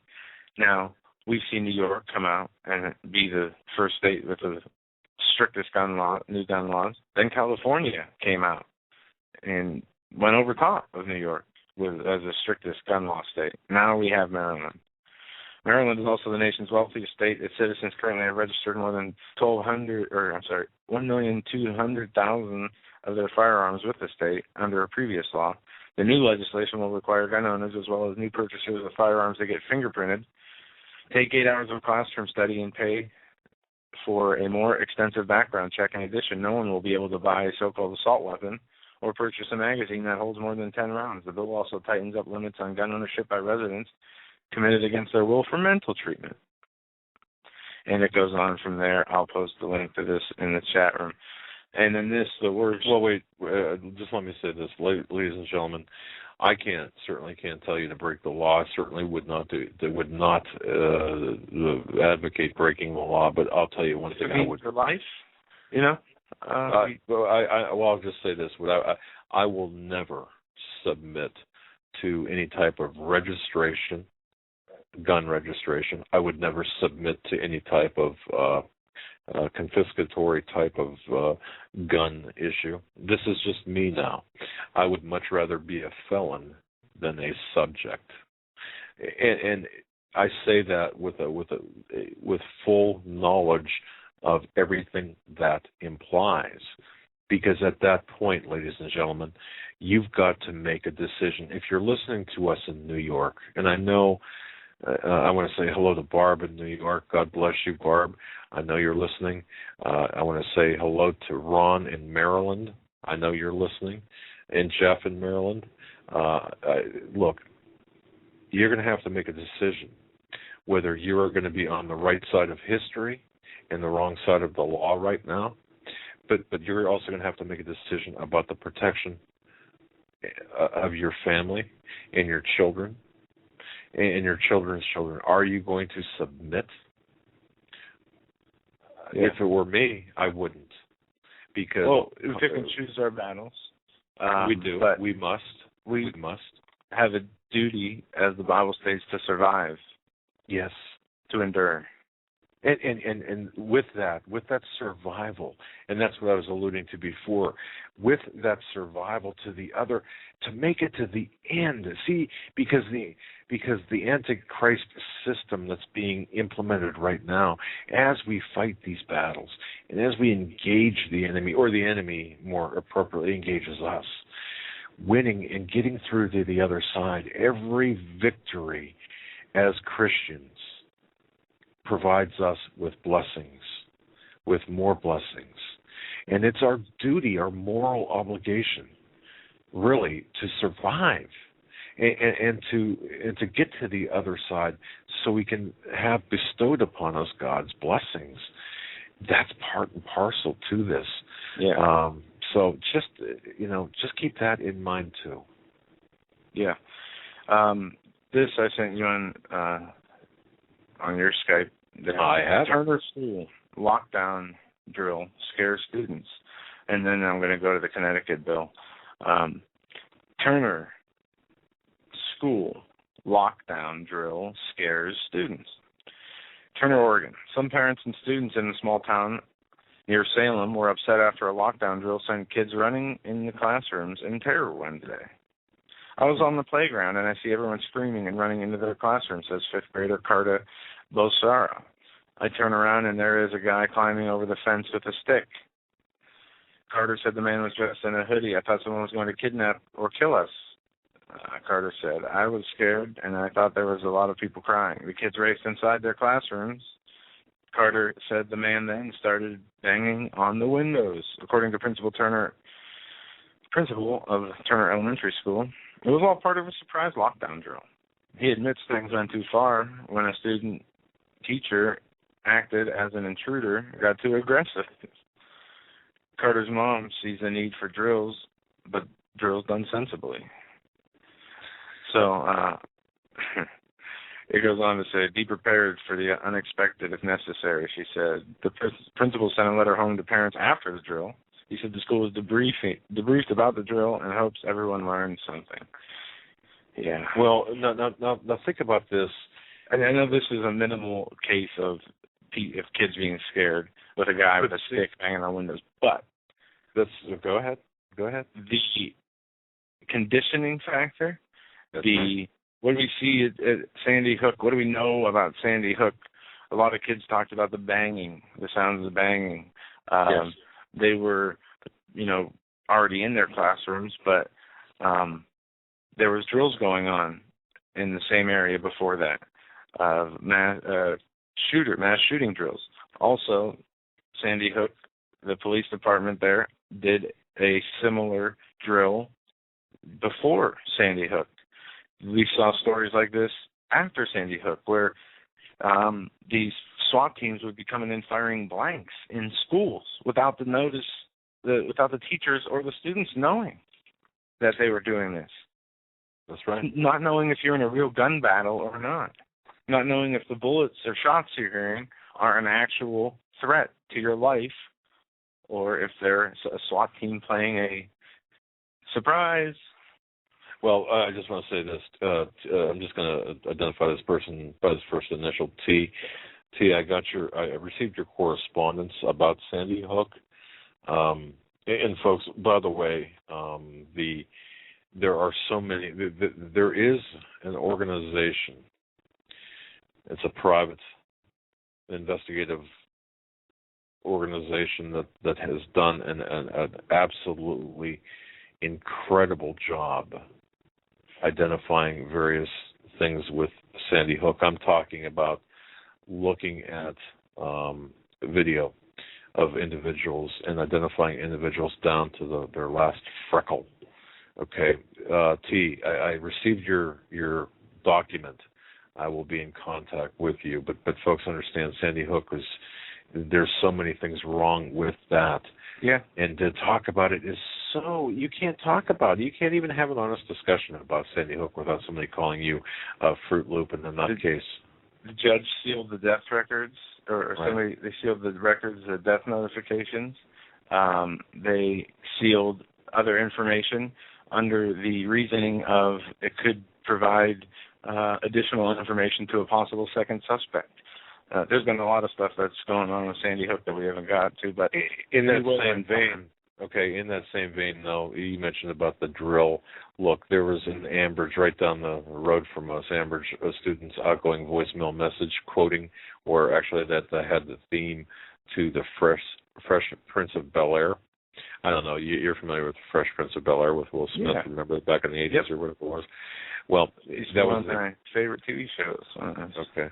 Well, it was a ringtone on this young student's voicemail at the, let's see here, it was led to a lockdown in Ambridge, Pennsylvania. This is just kind of a suburb or quite a few miles from Pittsburgh. The Times Online in Beaver, Pennsylvania, said that a receptionist from a doctor's office called to remind the student Travis Clausen, about an upcoming doctor's appointment. Travis Clausen didn't pick up the phone, so the call went to voicemail. The receptionist heard what sounded like a threat about a shooting in a school on the outgoing message. Well, apparently the message was intended to quote a lyric from Will Smith's sitcom theme song that goes, "And all shooting some b-ball outside of the school." It's unclear, of course, if the receptionist misheard Clausen's message or if the student altered the lyrics. Of course, this newspaper couched that story. But, folks, we are being conditioned. Understand this. This is a form of brainwashing, of mental conditioning, and we are being led down this rosy garden path of saying it's all for the children, it's all for their protection. It's not. It is a deliberate.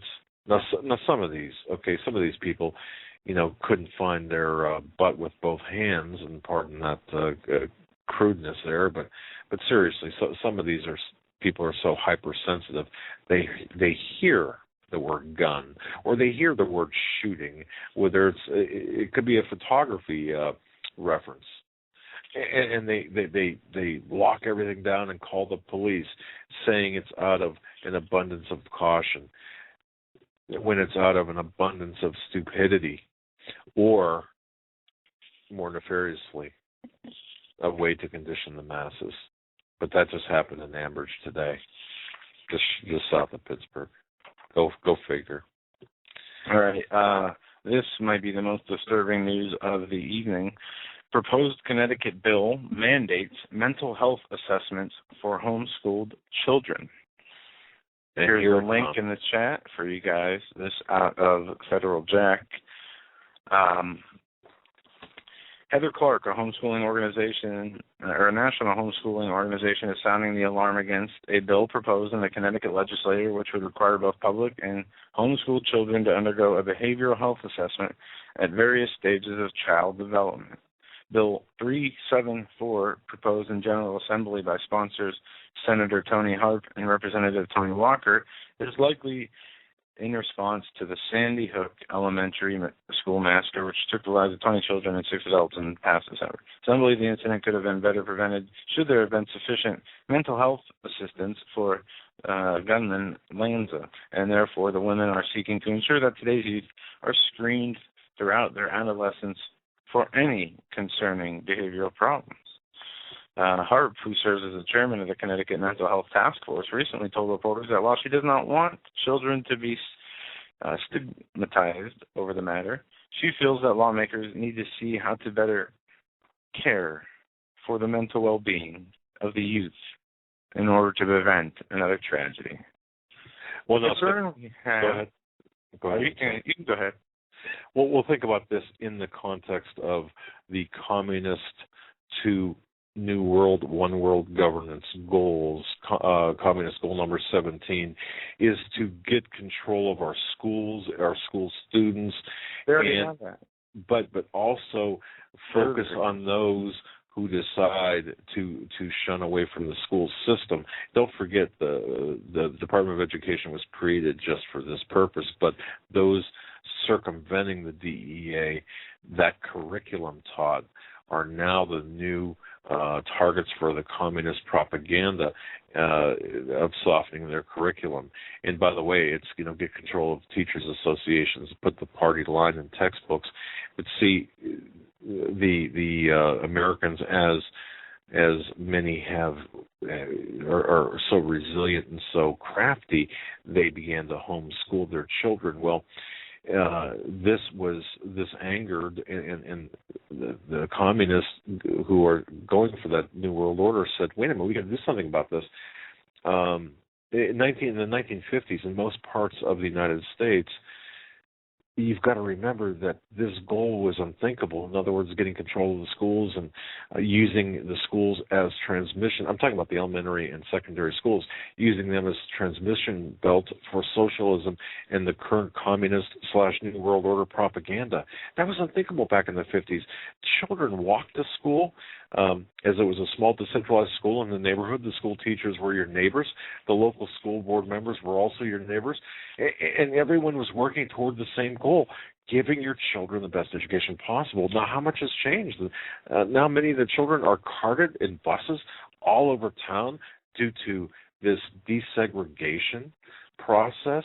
The schools are larger. They're centralized. The school board has control and has been replaced by the school board. The school board control has been replaced by the federal government control. The teachers are now mostly faithful to their communist, socialist, progressive, New World Order, National Education Association Union, the NEA Union, not to the kids, not to the parents. This is forcefully exposed in the award-winning documentary, if you haven't seen it, Waiting for Superman. The socialist and Marxist propaganda is so prevalent in textbooks. Entire books have been written exposing that fact. And some textbooks coming out here recently, they're so distorted that even the very liberal group, the People for the American Way, came out protesting the fact that one set of new American history textbooks were just so off base when they discussed America's founding without ever mentioning the role religion had played in early America. And to think that's just, it's incredible to think how far we've gone. And we can go into the different rankings, but what you said, see, what do you believe the goal is of that, of that what you read about the psychiatric or the mental health evaluations. What do you think the goal is for that? What's the ultimate goal here? To have a better understanding of every child, the way they think, if they think independently of what they're told to think. I think that would, as we have seen in the West Point documents, as we've seen in the American Psychiatric Administration's documents, the DSM-5. The DSM-5, I agree with you on that. But let me just take it one step further and put a kind of a twist on it.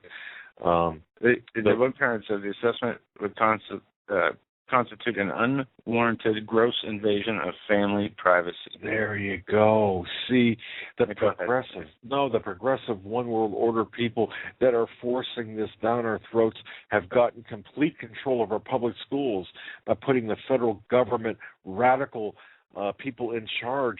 So they want, what they're saying is, you've got to have the kids go through this system, our system. It's the NEA. You've got to have them go there because not for the education, but for the indoctrination. We can't, not for 1 second, allow your children to have that freedom of thought outside of the NEA's and outside of the Department of Education's purview. And see, if you are going to choose to do that, we're going to make it so cumbersome for you, so intimidating for you, that you're going to acquiesce and say, oh, well, okay, we'll put him through this, we'll put him through the school system. Everything. And I've got to say this, out of all the communist goals, this one really hurts me the most. I mean, really affects me the most, because when people say it's for the children, they don't care about the children. We don't have to go over that. They sacrifice the children. I know. But think about that. Think about what's going on. Oh. I mean, wow. Yeah. If you live in Chicago, cigarettes tax are going up $1 a pack, bringing the price of a pack of cigarettes in Chicago to $11. Just something interesting off topic. We have a breaking announcement. Hold on. Jessica. Mr. President, to your question, what could you do? First of all, couldn't you just have them down here and refuse to let them leave the room until you have a deal?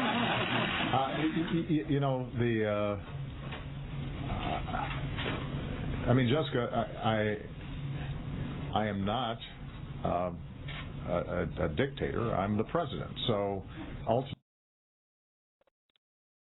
Oh, wow. Maybe we should hear that again. Yeah, it sounded like he had a hard time admitting that. Yeah. Let's handle it. Mr. President, to your question, what could you do? First of all, couldn't you just have them down here and refuse to let them leave the room until you have a deal?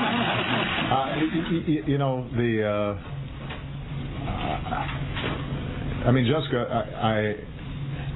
I am not a dictator. I'm the president. So ultimately. I am not a dictator. This coming from President Obama's mouth himself. I'm not a dictator. I'm the president. So ultimately, if Mitch McConnell or John Boehner say we need to go catch a plane, I can't have Secret Service block the doorway, right? And I don't know what context or whatever he was trying to say there, but the way he said that, I swear I'm not a dictator. Darn it. No, but really, that's what it sounded like. Like he was struggling. But I'm not the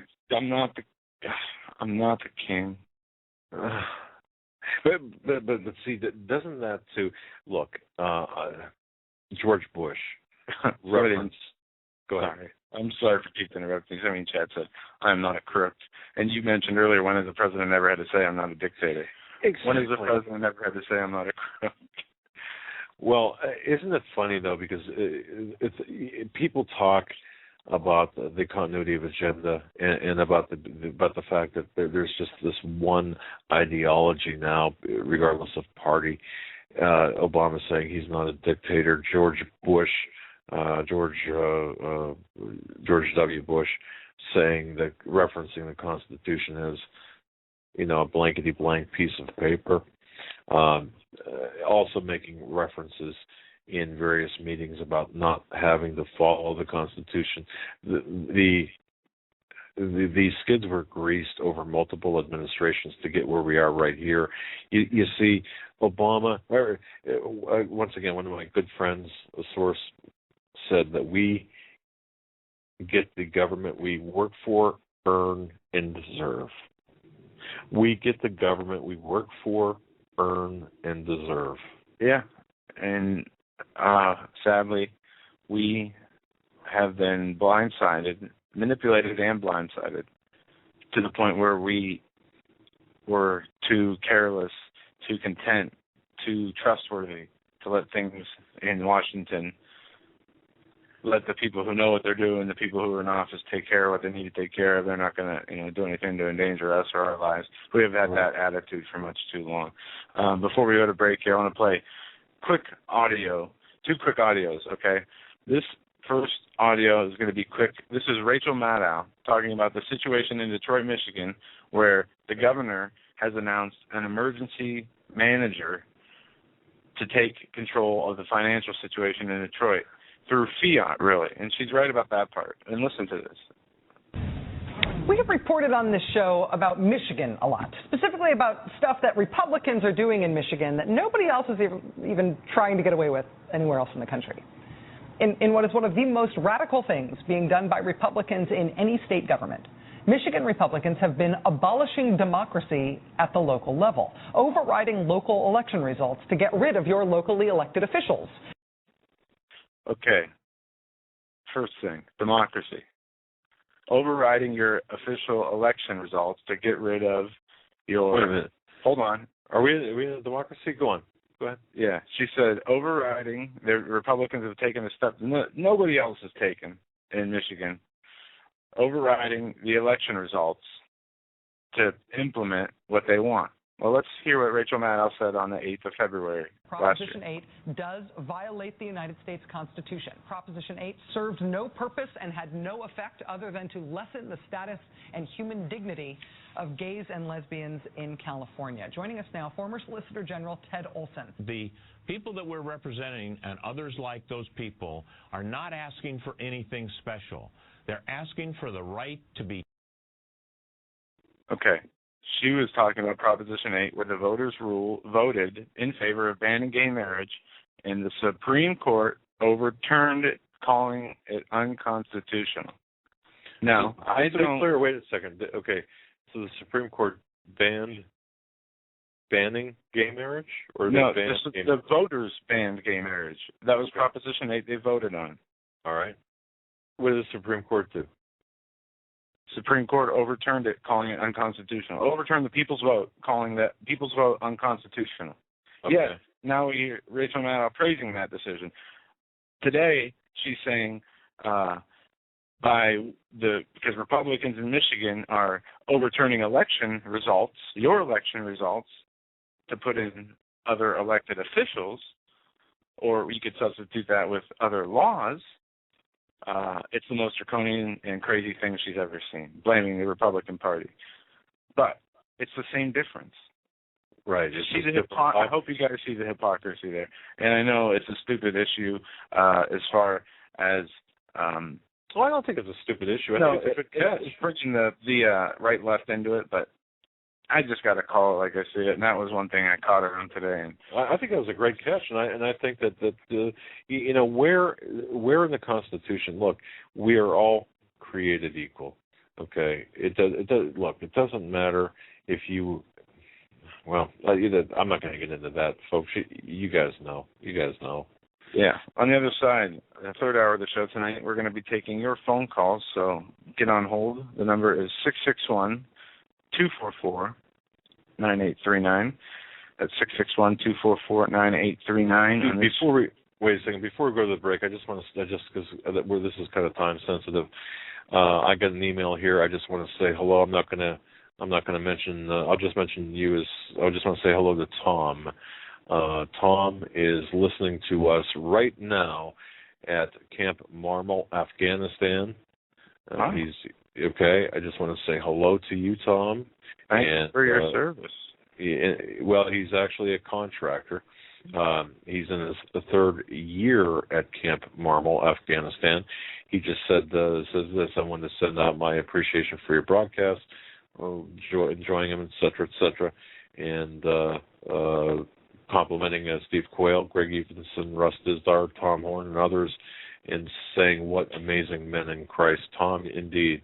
Now, Tom works 12 hours a day, but he routinely listens to us as well as Pastor Paul Begley. And he says, if I don't get a chance to listen, it feels like there's a big hole, especially when he's working into the night. So I just want to say, Tom, thank you for listening all the way in Camp Marmol, Afghanistan. God bless you. And turn up the volume and let others hear it if that's possible. So again, God bless you. Thank you so much for all of the work you're doing. And all the people in the chat room say hello, Tom. All right, Tom, you got your support, because I know you're not listening, or you're not on the chat in the chat room, or you're not listening there. Just want to say you've got the support of our interactive chat listeners. Folks, you're listening to the Hagmann and Hagmann Report on this, the first day of March 2013. My name's Doug Hagmann. With me is my son, proud to mention, Joe Hagmann. Together, we are the Hagmann and Hagmann Report. We'll be right back after these short messages. Stay with us.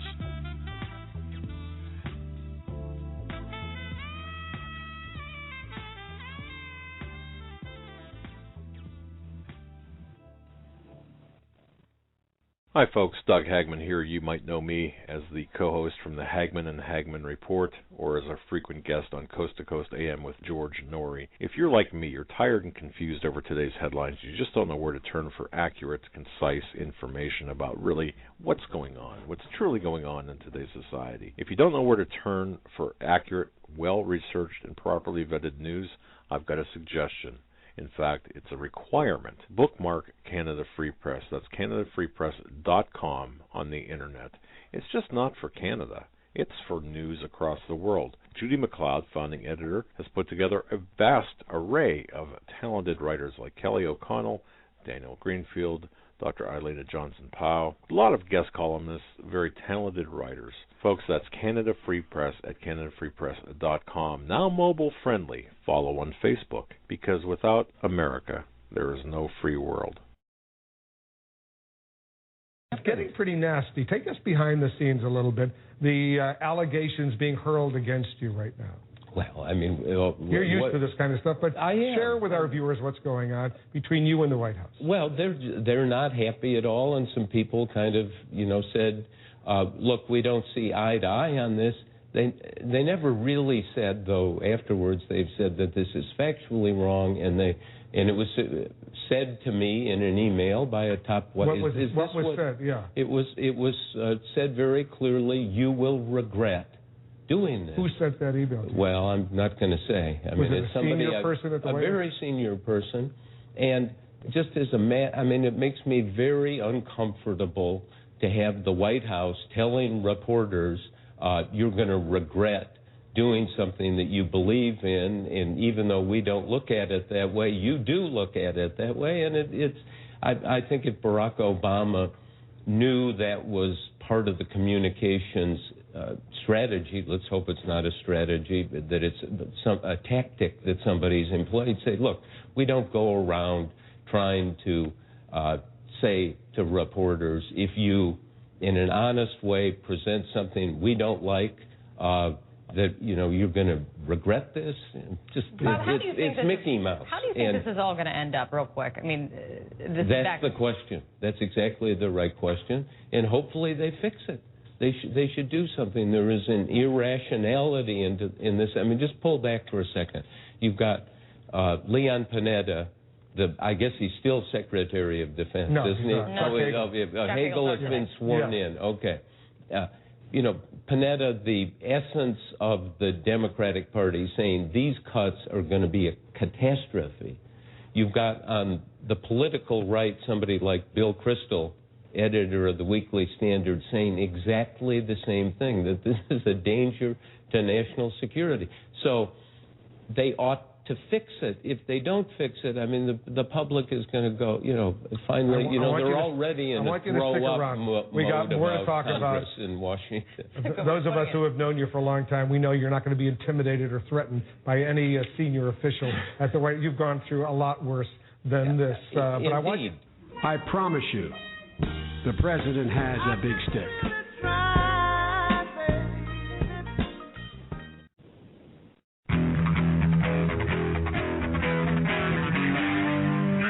Doug Hagmann, one guy that doesn't need a bullhorn to get your attention. You want answers. I want the truth. You can't handle the truth.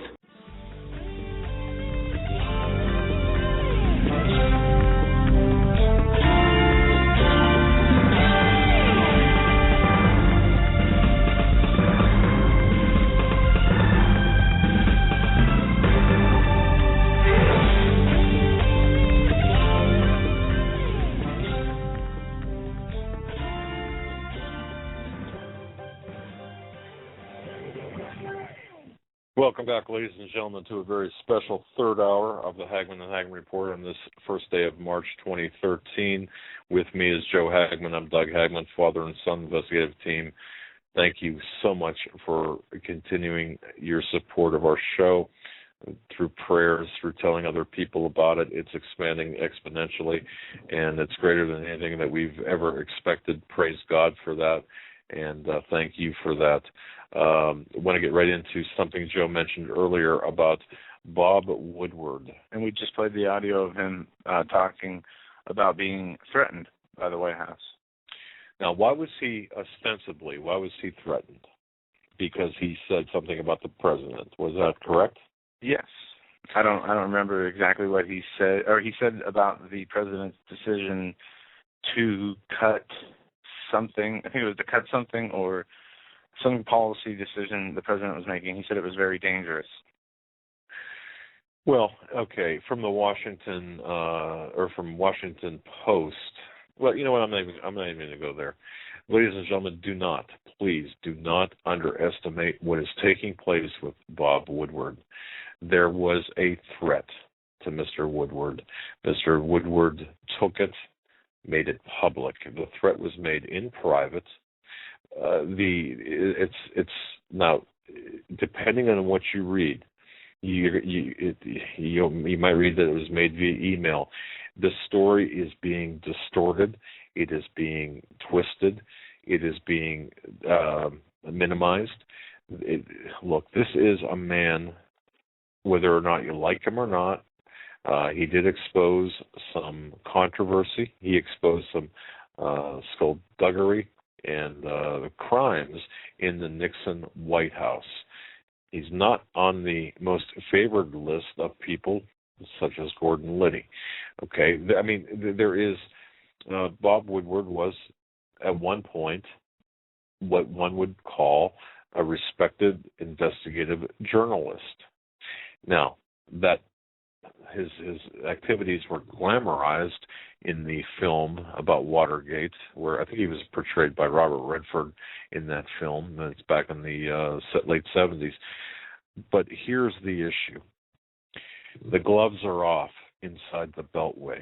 The marginalization, once you begin to marginalize publicly individuals like Bob Woodward, regardless of their bias, political bias, or social or ethical bias, or social bias, or political bias, regardless of that, once you start threatening, and yes, there was a threat, and yes, it came directly from the executive office, you are now seeing tyranny in action. And this, I just would urge everyone to understand that Mr. Woodward went public, and I can guarantee you that there is, well, from my knowledge of this situation through someone who is familiar with the situation, you're only getting half the story. The threats were extremely severe. You're not getting the full story on the news. But Woodward is protected. He is an elitist inside the Beltway. So they're not going to take him down necessarily, but he felt the need to take it public. Once again, important to understand the mechanics of this, because once you start going after the Woodwards, then you are going to see the marginalization and ultimate sanction of people like, well, people like Alex+Jones, people like Rick Wiles, people like Doug and Joe Hagmann, people like everyone who is getting the truth out there effectively. This is taking place. Now, there was an admission today. I'm not going to get into it because I don't have all of the facts. I was told about it.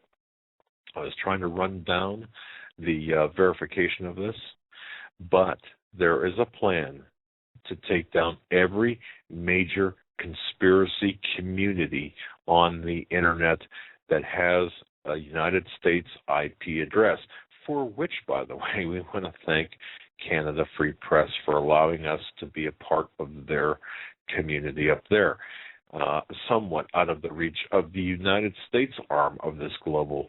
But please, ladies and gentlemen, take this seriously. And also understand this. I don't drink. I'm not suicidal, nor is Joe. Nope. Okay. We don't skydive. Even in my worst of times in my life, did I ever entertain a suicidal thought. Okay. And we, based on information that we've got, we understand. And you might think, well, why? I mean, Steve Quayle has talked about this. Greg Evenson talked about this. Ladies and gentlemen, understand the time is here where the truth bearers are under threat.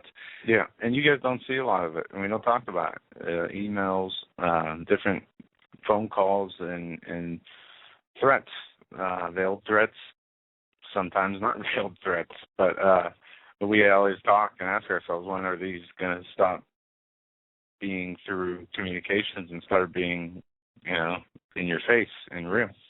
We've got some of the most vile and vicious recordings I have, and you know what? I'm going to leave it at that. Understand this: there is and there will be an increase in this to take place. So please do not minimize, regardless of what especially if you're over the age of 45 or 50, you know about Bob Woodward. You understand what he did. You understand, even though there was a politicalization of his motives were political as well as investigative. He was driven by a certain political ideology. Aside from that, understand that he is an elitist. No one's going to take him out necessarily unless he poses a real threat, but there's a level of protection he's got because of his stature and because of what he's done in D.C. But see, now the gloves are off, and they will be starting to come against people who don't have that insulation, that is, who do not have that insulation. So I just want to mention that. Please understand this is an important story. Do not minimize it. Yeah. All right.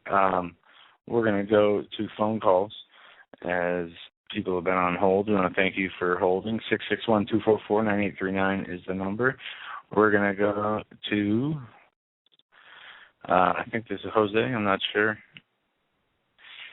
Jose, yeah. And coming from Skype. You're live on the Hagmann. All right. Yeah, I've been listening to you guys now for I've been just listening to you guys. I mean, I've heard of you guys, and I never really stepped into to listen to any of your shows until tonight. And I said, this is a good idea. And the thing that I find very interesting about your show so far is that 4 times in the short time that I've been listening, you guys have mentioned the number one problem between the people from Canada and the people from the United States, if you want to call it that. It comes down to what one's personal status, lawful status, is. I mean, either you're a subject citizen and citizen means subject, and subject means serf. Serf means slave. Okay, either you're that or you're not that. And if you are that, then all laws apply to you. Okay? And people, right. you guys have mentioned this. That's why this one guy that you were just now talking about, that's why he is untouchable. That's why all the elitists are untouchable, because they are not subject citizens. They're not citizens of the U.S. They're not citizens of hardly anything. They have returned to their birthright status. Okay? Now, you two guys, you're very intelligent. You guys should have already figured all this stuff out by now. It shouldn't take some dumbbutt like me to come out and point this stuff out to you. Well, you guys should be spreading this. The language that they use for describing the people of this country, they don't actually mean people in terms of humans. Is that what you're saying? You know, no. It goes right back into law. Right. What your status is per law. And if you're untouchable in the law, at the most, I mean, really, at the most that you're ever going to get touched for is murder, rape, or hurting somebody else's property or their body. Yeah. And we've discussed this, and this is why they go after the sovereign citizens movement so hardly. That's the problem. Is because, exactly. And Jose, I just want to say this: if this is your first time listening, then understand this. There are people listening to us who are at different levels of understanding. So we're talking to a kind of a wide array of people. So we have to sometimes go back and forth. Okay, so rather than give them a complete 7-course meal all at once, well, we bring it up piece by piece. So that's kind of our method. Yeah. Okay. No, I do the whole 7-course meal in one shot. But the problem with the word sovereign and citizen is sovereign means master. That's all it's ever really meant. And citizen has always meant slave. So what a person calling themselves a sovereign citizen, they're telling everybody, hey, I'm a master slave. I'm the top slave. Really? You are? That's what you are? The top slave? How about we go back to what your birthright nationality is? See, I'm in process right now of dropping my U.S. citizenship. It's going away. Right. I'm sick of it. What is my citizenship going to be after that? It's going to be my birthright citizenship, where I was born. I was born in a country known as Colorado. That's what we have here in the U.S. That's what the U.S. consisted of, is 50 countries.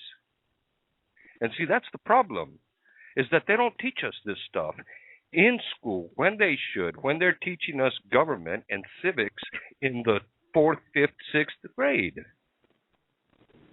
Well, you're exactly correct. And a lot of people get confused by that, Jose, about the different countries of origin, if you will, that comprise the United States or the states.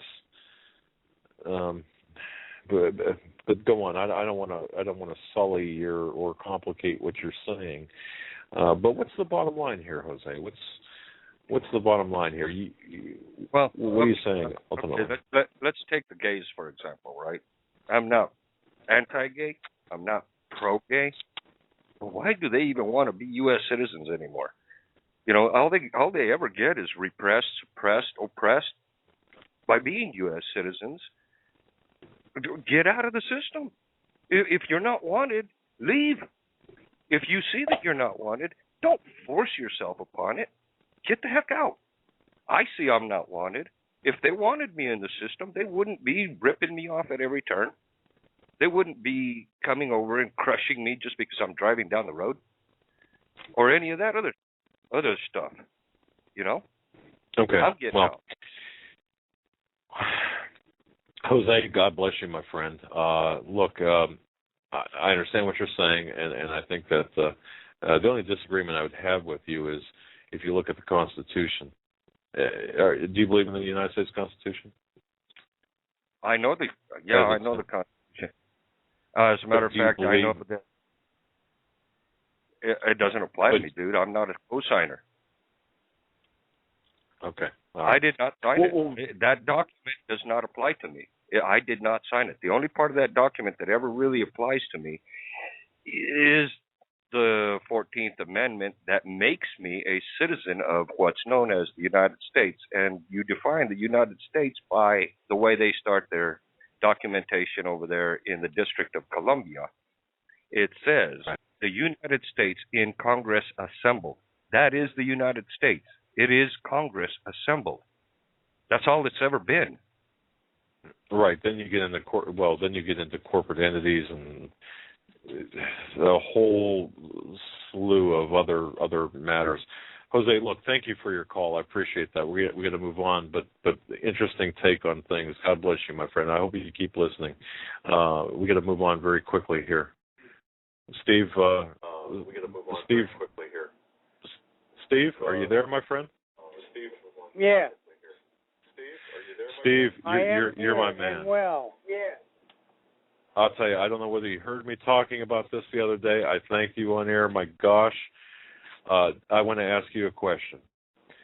And then we'll get into the... Yes, Steve. Did you make that? What, the bird has landed? Yes. You got this the is eagle. Steve. If you're on video watching us through Christian Standard. I see Joe holding it. Did you make that? That's hand-done in ceramics. Yes, sir. I want to say, Steve, when I got that, I had a lump in my throat the size of an apple. I want to say that it's one of the most touching things that anyone's done for me, sent to me. And you know, Steve, my grandmother collected eagles, and she did ceramics too, and we have a bunch of those, of her eagles around here, so it fits in very nicely.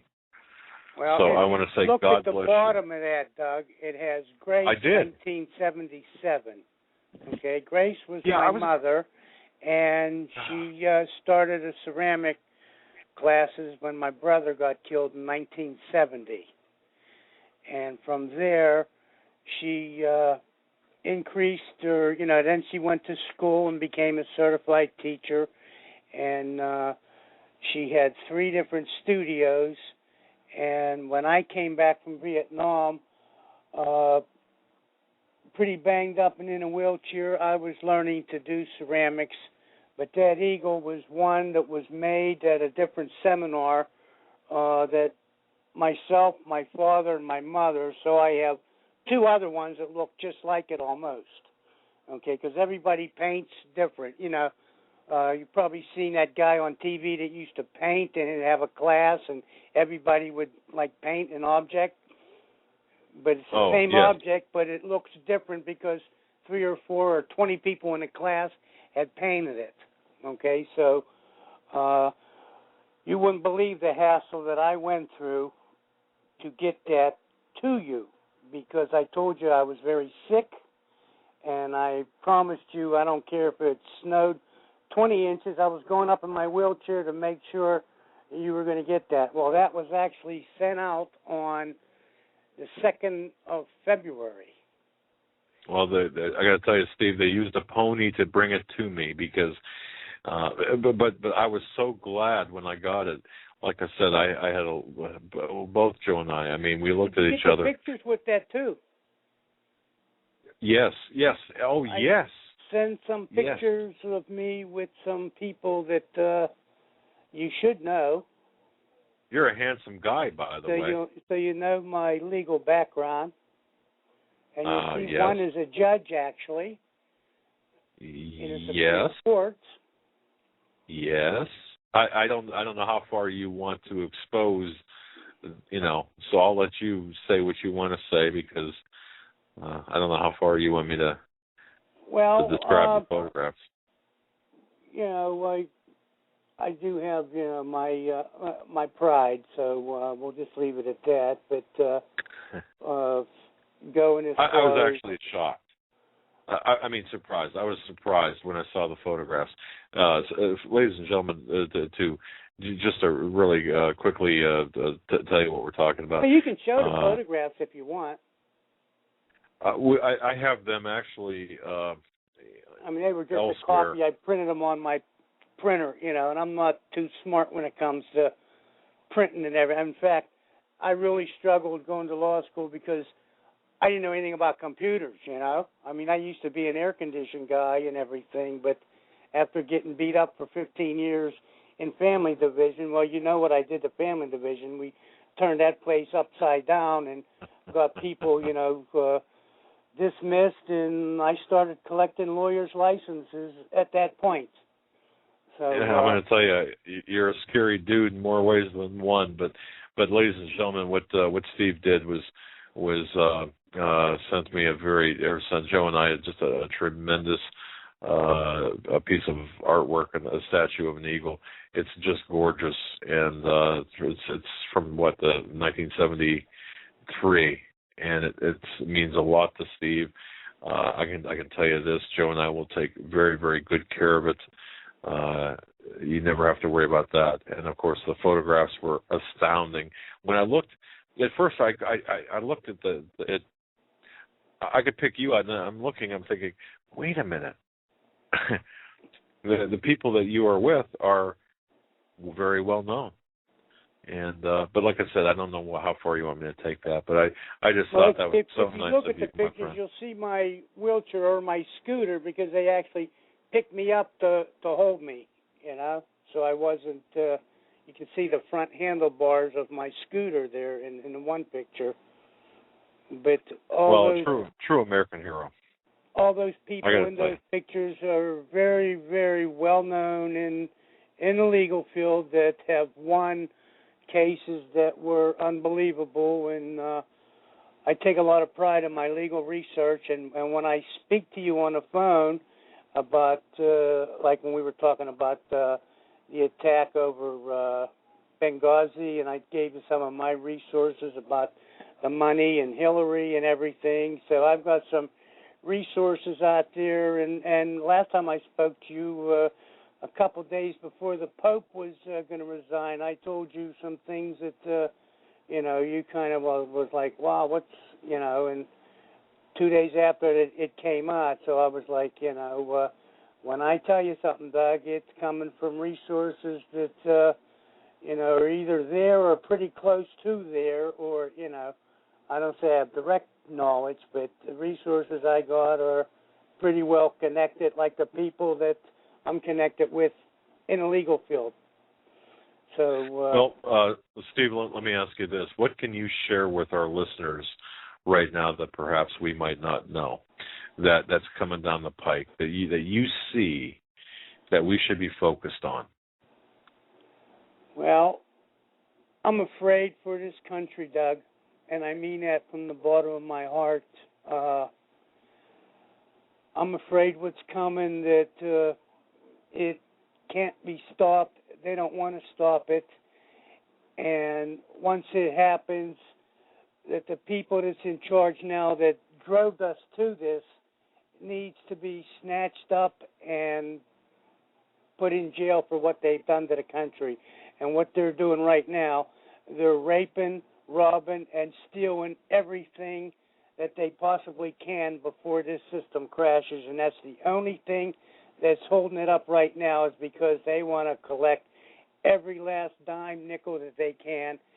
And my sources are telling me somewhere around the 15th of this month or next month, big-time martial law is going to hit, troops in the street,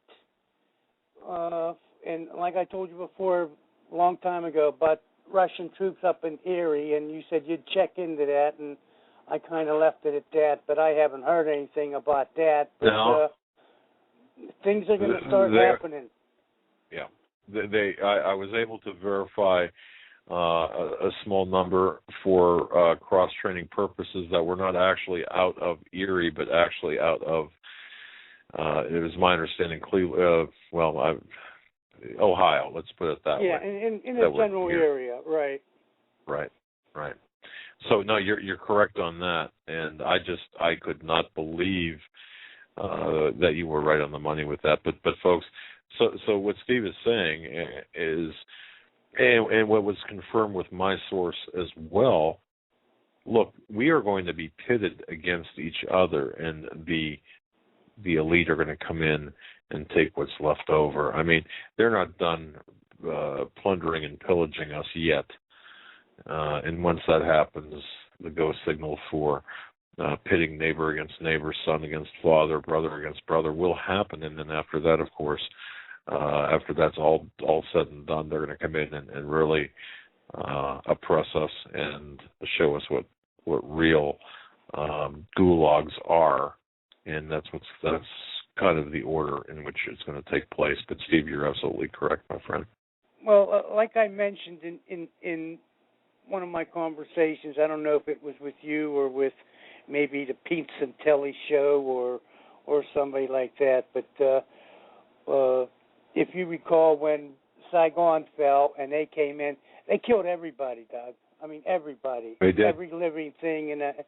And I'm not going to say that's going to happen because I don't know what's going to go on. Nobody does, We're just assuming. But I remember that, okay? And I wake up to that and just imagining everybody just getting, why do you think they bought all these bullets for? They're bad shots, I don't buy it. So my thing is, when it breaks loose, like you said, brother against brother, I don't know what to say other than told you so. Get ready because it's coming, and people they want to go out and buy their big screen TVs, and they want to do this. Doug, I'm not buying anything that I don't have to, okay? And when they stop the welfare checks and the food stamps, that's going to be things, and I've been noticing things in the grocery stores like complete shelves are missing from aisles, and one store that's local here, they used to have their shopping carts outside, and it's been like that for 30, 40 years. And inside the store, where the shopping carts would normally be at, was all set up with like potato chips and pretzels and all that. So it was like an aisle, but they still had another aisle inside the store that had the potato chips in that. You follow what I'm trying to say? But now they moved the shopping carts that used to be outside to compensate for that empty space because they moved all the other stuff away. It's gone. Steve, it's all an illusion. See, it's all an illusion. That's correct. And they're widening the aisles. If you've noticed that, some of the larger changes, and they're removing aisles, so they're actually decreasing their inventory. And by the way, Steve, and listeners, they're decreasing their workforce as well, the number of employees. You've got to have noticed this, but this is all part of the larger plan. You're exactly right, Steve. Gas is going to go up to around $8-9 a gallon, I was told, somewhere during the summertime. And if you notice, it's been creeping up now. Within the last month, it's gone up 50 cents. So it's going to start going up. And I heard Joe mention that about the cigarettes, $11 a pack. Okay, in so Chicago. You can see this is, little bits and pieces. It's so minor, people don't notice it. But the poor, we notice it, The rich they're set. I saw a report today that said that gas could go down, actually, in the short term.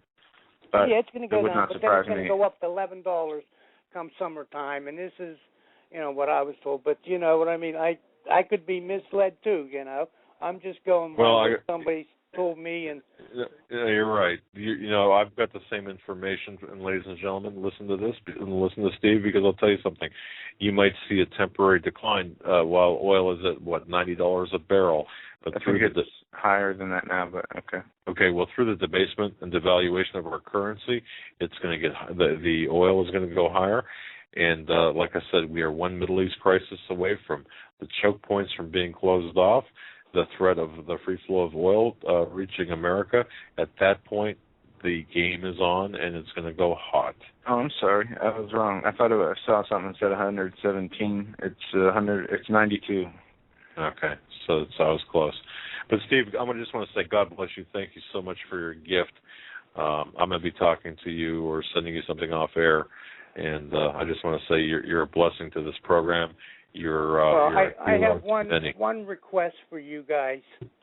Well, actually two. Number one is, Joe, take care of your dad. I always end my conversation with Dad. Joe, take care of your dad, because my dad's gone.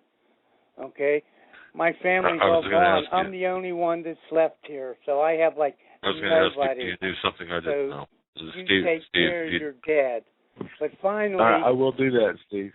Finally, the last thing, and this is important because this is for the country here, okay, and I mean this from my heart, guys, and I hope you understand how serious it is, but the shows that you guys have been putting out there during the last couple months have been outstanding. You got to keep on passing that word. Get back on Pete Santilli's show. Have him come back on your show. All you guys that are out there, you got to team together, and we got to get together, and because that's the only way. It's up to us now. Okay, it's up to us because everybody else is gone. They're going to take off, so it's up to us. So you guys got to keep on with the Steve Quayle and the Hawk, and Pete Santilli and Dr. Judy's book. That's the main thing that took this country down the toilet. Okay, if they can do that, just like, remember, Doug, when we were younger, they killed JFK, so, that was the start of something. Well, this is the icing when they took these buildings apart in front of everybody's eyes, and everybody was, made to believe this illusion, and that's all it's been ever since that. The kids that got killed, another illusion. They want you to think one thing and do another thing. But if we stick together here right now, it's crucial because we only got a couple months left here. And if we get enough people up, and I mean up, not on a couch, up, we could maybe, prevent a lot of pain. But the pain's going to start. And, bless you guys. I pray for you guys. And, Joe, take care of your dad. Okay? I'll stop fist fighting them in between breaks. Dad. I'll talk to you on rebound, Doug. Sorry for taking so much time, but that's fine. I don't talk just to move my lips. I talk till I say something. God bless you, sir. Thank you, brothers. Take care. Bye-bye. Take care, Steve. And Steve mentioned something in there about JFK, and I do remember. Look, on June 4th, 1963, John F. Kennedy signed Executive Order 11110, and folks, you can look it up, 11110. JFK signed that.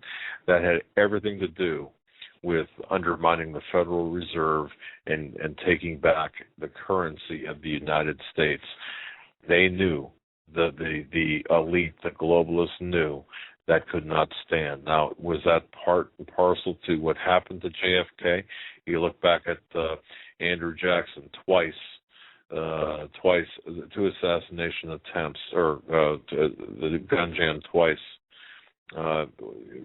at point-blank range when Jackson was talking about doing away with the first or second national bank of the United States. Look, folks, it's that serious. And the Federal Reserve and the federal income tax system, people, you've got to understand, this is just like Obamacare. It's all about control. It's not about anything. It's not about medicine. It's not about medical care. It's about control. This is a big magic act. And we have to look at who is behind the curtain and expose the people behind the curtain in order to fight the fight. Yeah, you're right. And we have a lot of fighting to do in the spiritual. We have fighting to do here in the physical. I really believe America's dead and gone. It's never coming back. We'll never see the republic it once was. Nor anything that remotely resembles this. But you know what, Joe? It's going to be our job on the other side to remake it in the image that it was. Well, I definitely would love to see people be free and flourish and be prosperous. At the same time, we have a society of decadence. We have what it describes in 2 Timothy of how people will act in the last days. Lovers of pleasure, lovers of self, lacking natural affection, truce breakers, prideful, boastful. We talked about this earlier. You asked me, are people just regular people, everyday people, anybody you come across with, do they seem more mean? I did. Do they seem more hateful, actually, is what you asked me. And yes, they do. People seem to be moving to one side or the other. And we need to not take part in this. We are called for much better things. And through Jesus, who is the person who strengthens us, as it says, where did it say it? Through all things, we are strengthened through Jesus. He strengthens us in all things. That's not the exact quote, but that is pretty much what it says. And I can do all things through Christ who strengthens me, is what that verse is. That's Philippians chapter 4:13. And the faith, we talked earlier about the Bible, and the only logical solution to what we have seen unfold in the past, what is written about in prophecy, whether 2,500 years ago to today, the prophecies written 2,500 years ago through today have been unfolding, is what we've been seeing. And we don't understand how it works. We don't have all the answers. Nobody does. But faith is described as the substance of things hoped for, the evidence of things not seen, as Hebrews, in the book of Hebrews, it describes. Now, we need to have unwavering faith. We need to have patience working on our faith, and we can't be transformed overnight. And that's the beauty of the process. If you're always trying to do better, what good would it be if you could be transformed overnight? They say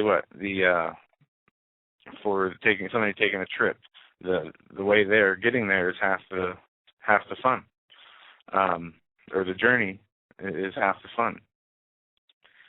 Growing in the Lord and growing as a family, a society, a community, when we talk about reaching out to neighbors, when we talk about trying to help others understand what's going on, being in a position to help others, maybe to feed other people if there is an economic collapse, and things like this, we are going to need the guidance from the Lord, because there is no way we can do it ourselves. And yesterday you mentioned about hell, and I started getting into what hell lacked, and somebody in the chat room wrote it exactly as I've heard it before, that it lacked all the attributes of the Lord.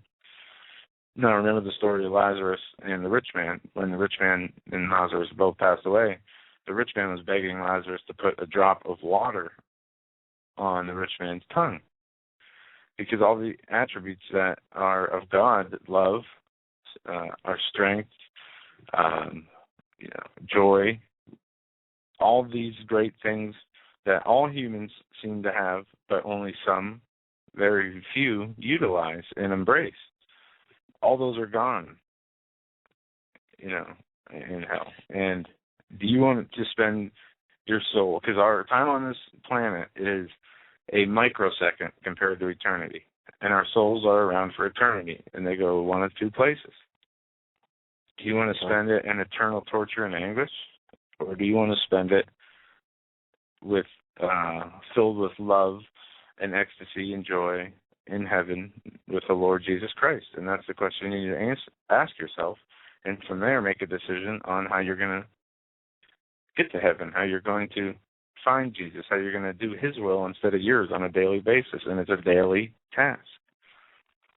You mentioned the journey, and I'm going to take it a little bit out of context. We're right now, the American people, we as Americans, we as free people, we in the West are being led from truth to one of two places, okay? And we have to ask ourselves, which is it, or is it a combination of both? From truth to lies, Are we being lied to? Are we experiencing a transformation from truth to lies, or is that transformation from truth to madness? And see, if we say, well, we're actually dealing with a transformation from truth into lies. Lies implies that the situation can be corrected and we can get back on track to the truth, whereas madness, that's a whole different level of evil. And you've got to understand that. And Joe, you mentioned about the money or about the riches. Remember what happened, and this story I was reminded of this story again today in the conversation. Remember, upon Jesus' death, remember what Mary did to the body of Jesus after he died on the cross. She anointed his body with spices and various other expensive ointments and what have you in preparation for the burial. And who was upset about this? It was Judas. It was the guy holding the money, the guy holding the bag. It was all about the money. Judas was upset, saying, why waste these expensive ointments and spices and earthly riches for this purpose, when in fact we could sell them and make more money? And of course Jesus had commented, because Judas thought, oh, how wasteful that was, and it just didn't make sense to him. Again, Judas, the bag holder, the treasurer, the trustee of the funds. And of course Christ said it was a beautiful act, and it's important to understand that in the context of today. Who's holding the money? Who's holding the bag of money? And once again, we have no time for lies. We have no time to be in denial. We have to understand that we have to be at this point. We have to have the moral high ground on every aspect of our lives. Yes. No matter what problem we encounter, we have to always have the moral high ground that is required of us by the Lord. And it is part of His will, because otherwise we're doing our will. As it says here in Proverbs 24, be not envious against evil men, neither desire to be with them. For their heart studieth destruction, and their lips talk mischief.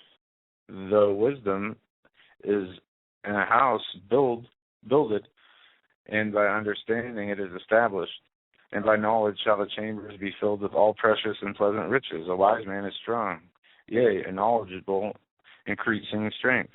For wise counsel shall make thy war, and in the multitude of counsels there is safety.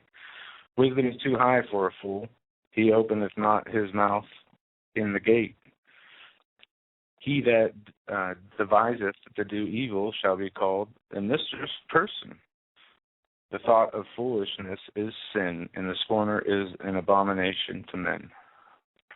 I love that. By the way, I do. I just want to say that I got a message here.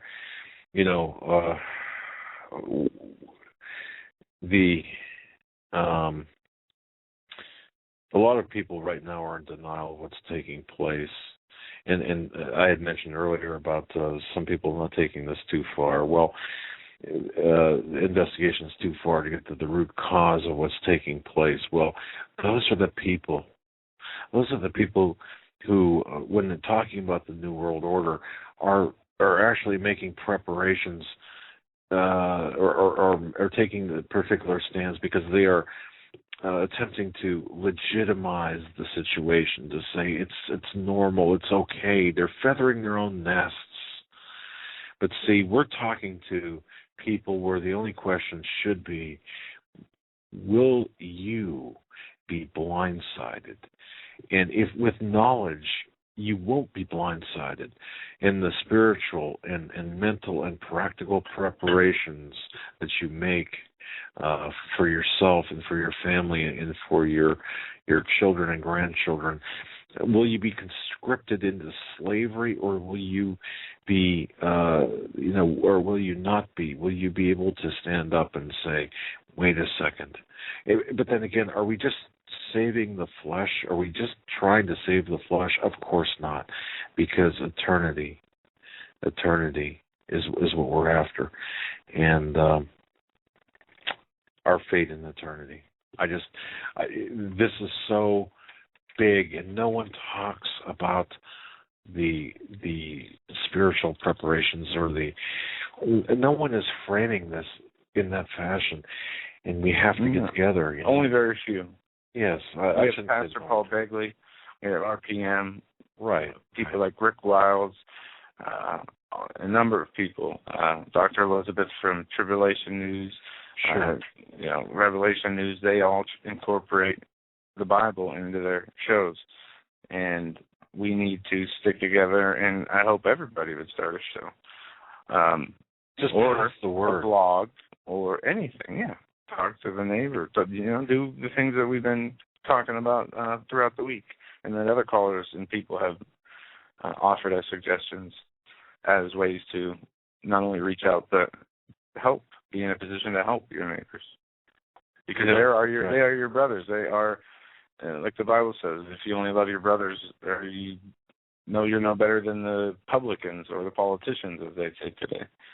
But if you love all people, regardless, then are you truly obeying the Word of God? That's correct. And I just, it's we're looking at, too, folks, this gun grab situation. Please understand that a lot of the purchase of ammunition, as I was just reminded, to say this again, the purchase of ammunition by the federal government is twofold. Certainly, they've got plans for that, but the other part of this, folks, please understand, there are multiple plans for the same thing. I mean, multiple effects. They're taking the ammunition and getting it away from the people, so the people they're causing shortages, deliberately causing shortages. This is part of their plan. And don't forget, too, Obama's anti-gun history from law school, from 1994 when he joined the board of the Joyce Foundation. Folks, it would do you well to remember this and remind others about this. Valerie Jarrett, Deputy Chief of Staff in Chicago, Mayor Daley, supporter of the city's handgun ban. 1999, Obama quoted,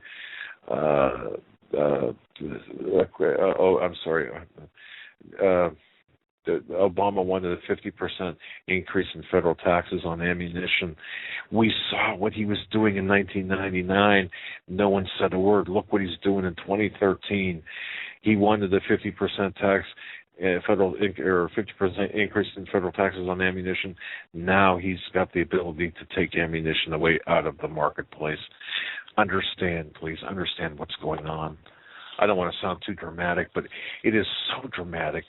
It is so in our faces. It's right in front of us. As we've talked about before, the truth is stranger than fiction.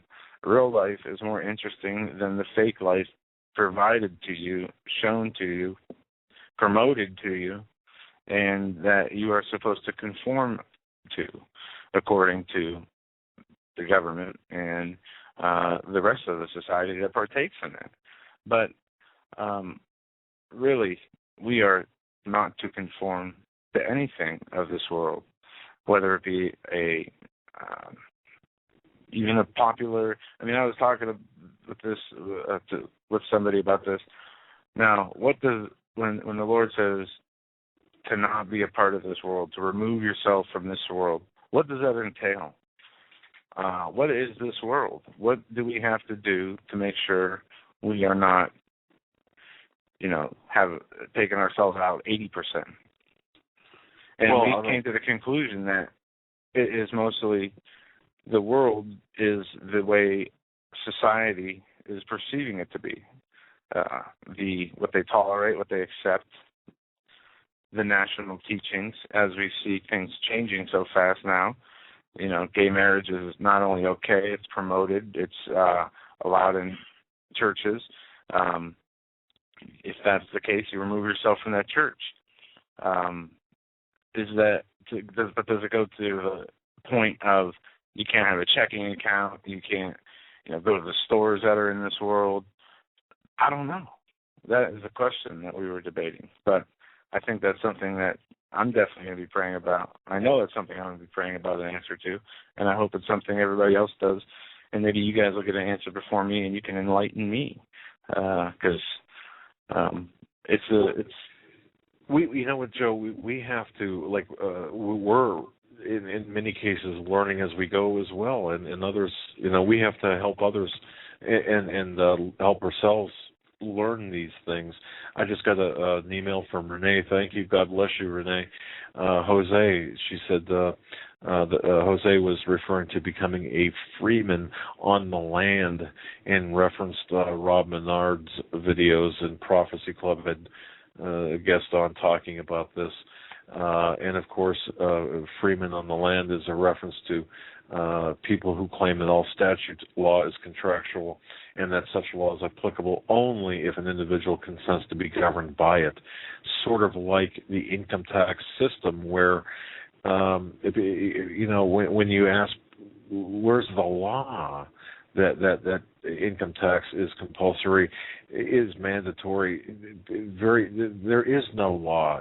Let's change the subject. For example, when you sign your income tax form, that's a voluntary assessment, and perhaps we'll get into that more as the tax season approaches, because it's the reason, for example, ladies and gentlemen, that Irwin Schiff is in jail right now. The man is 80 years old, or 80 plus. He's in ill health. Irwin Schiff, his son Peter Schiff, Peter doesn't talk about the plight of his father because of some things that are going on in terms of appeals, but basically we've got a man in Irwin Schiff who merely asked the question about the legality, the constitutional legality of federal income tax in a courtroom, and the judge said, the Constitution has no place in my courtroom. I am the law. And so this man who refused, for just merely asking a question, was sentenced to a life sentence, or a death sentence, shall we say more appropriately, Irwin Schiff. I would urge everyone to understand the plight of Irwin Schiff, the political prisoner. If there was ever a political prisoner in this country, it's Irwin Schiff, who was sentenced to death, basically, or to die in prison because he had the audacity to ask about the federal income tax system, the legality of it, and you had a judge say, there's no room for the Constitution in my courtroom. Look how far we've gone down this road, and don't forget the federal income tax, and it could not exist without the Federal Reserve and vice versa. They operate hand in hand in tandem. It's so important for people to understand this. And look, I've got a lot of respect for Dave Ramsey, but he's wrong on this issue. It's something that we have that we've got to address, because it's all the Federal Reserve and the people behind it, the money barons, the elite, the global governance. You cannot have global governance without central banking, worldwide central banking. That's the whole part of it. And that's what we're fighting, and the people behind it. I know I just covered a lot of ground there, but go ahead and re-listen to that again, and I think you'll get it. But understand the plight of Irwin Schiff, and understand he's a political prisoner of the United States. It's the end of the broadcast already. No. Yes, it is. We got 1 minute left, and I just want to say thanks to each and every one of you for being with us tonight. Next week, we have L.A. Marzulli scheduled. I think that's Wednesday the 6th. Yep, Wednesday. Oh, that should be a great show. And I got a couple invites out, waiting for responses. Hopefully I get them, and if I do, we'll have some pleasant surprises. I got to tell you, folks, I haven't told even you about this. Really? About some of them. I got one on the hook that's going to blow your mind. Everyone knows. But all right. Well, look, folks, have a wonderful weekend. And tonight, hit your knees, repent, and pray for our country. Pray for discernment, and pray for salvation that as many people as possible can find it. Absolutely. Have a great weekend. Stay safe. We will see you next week. Good night, everyone.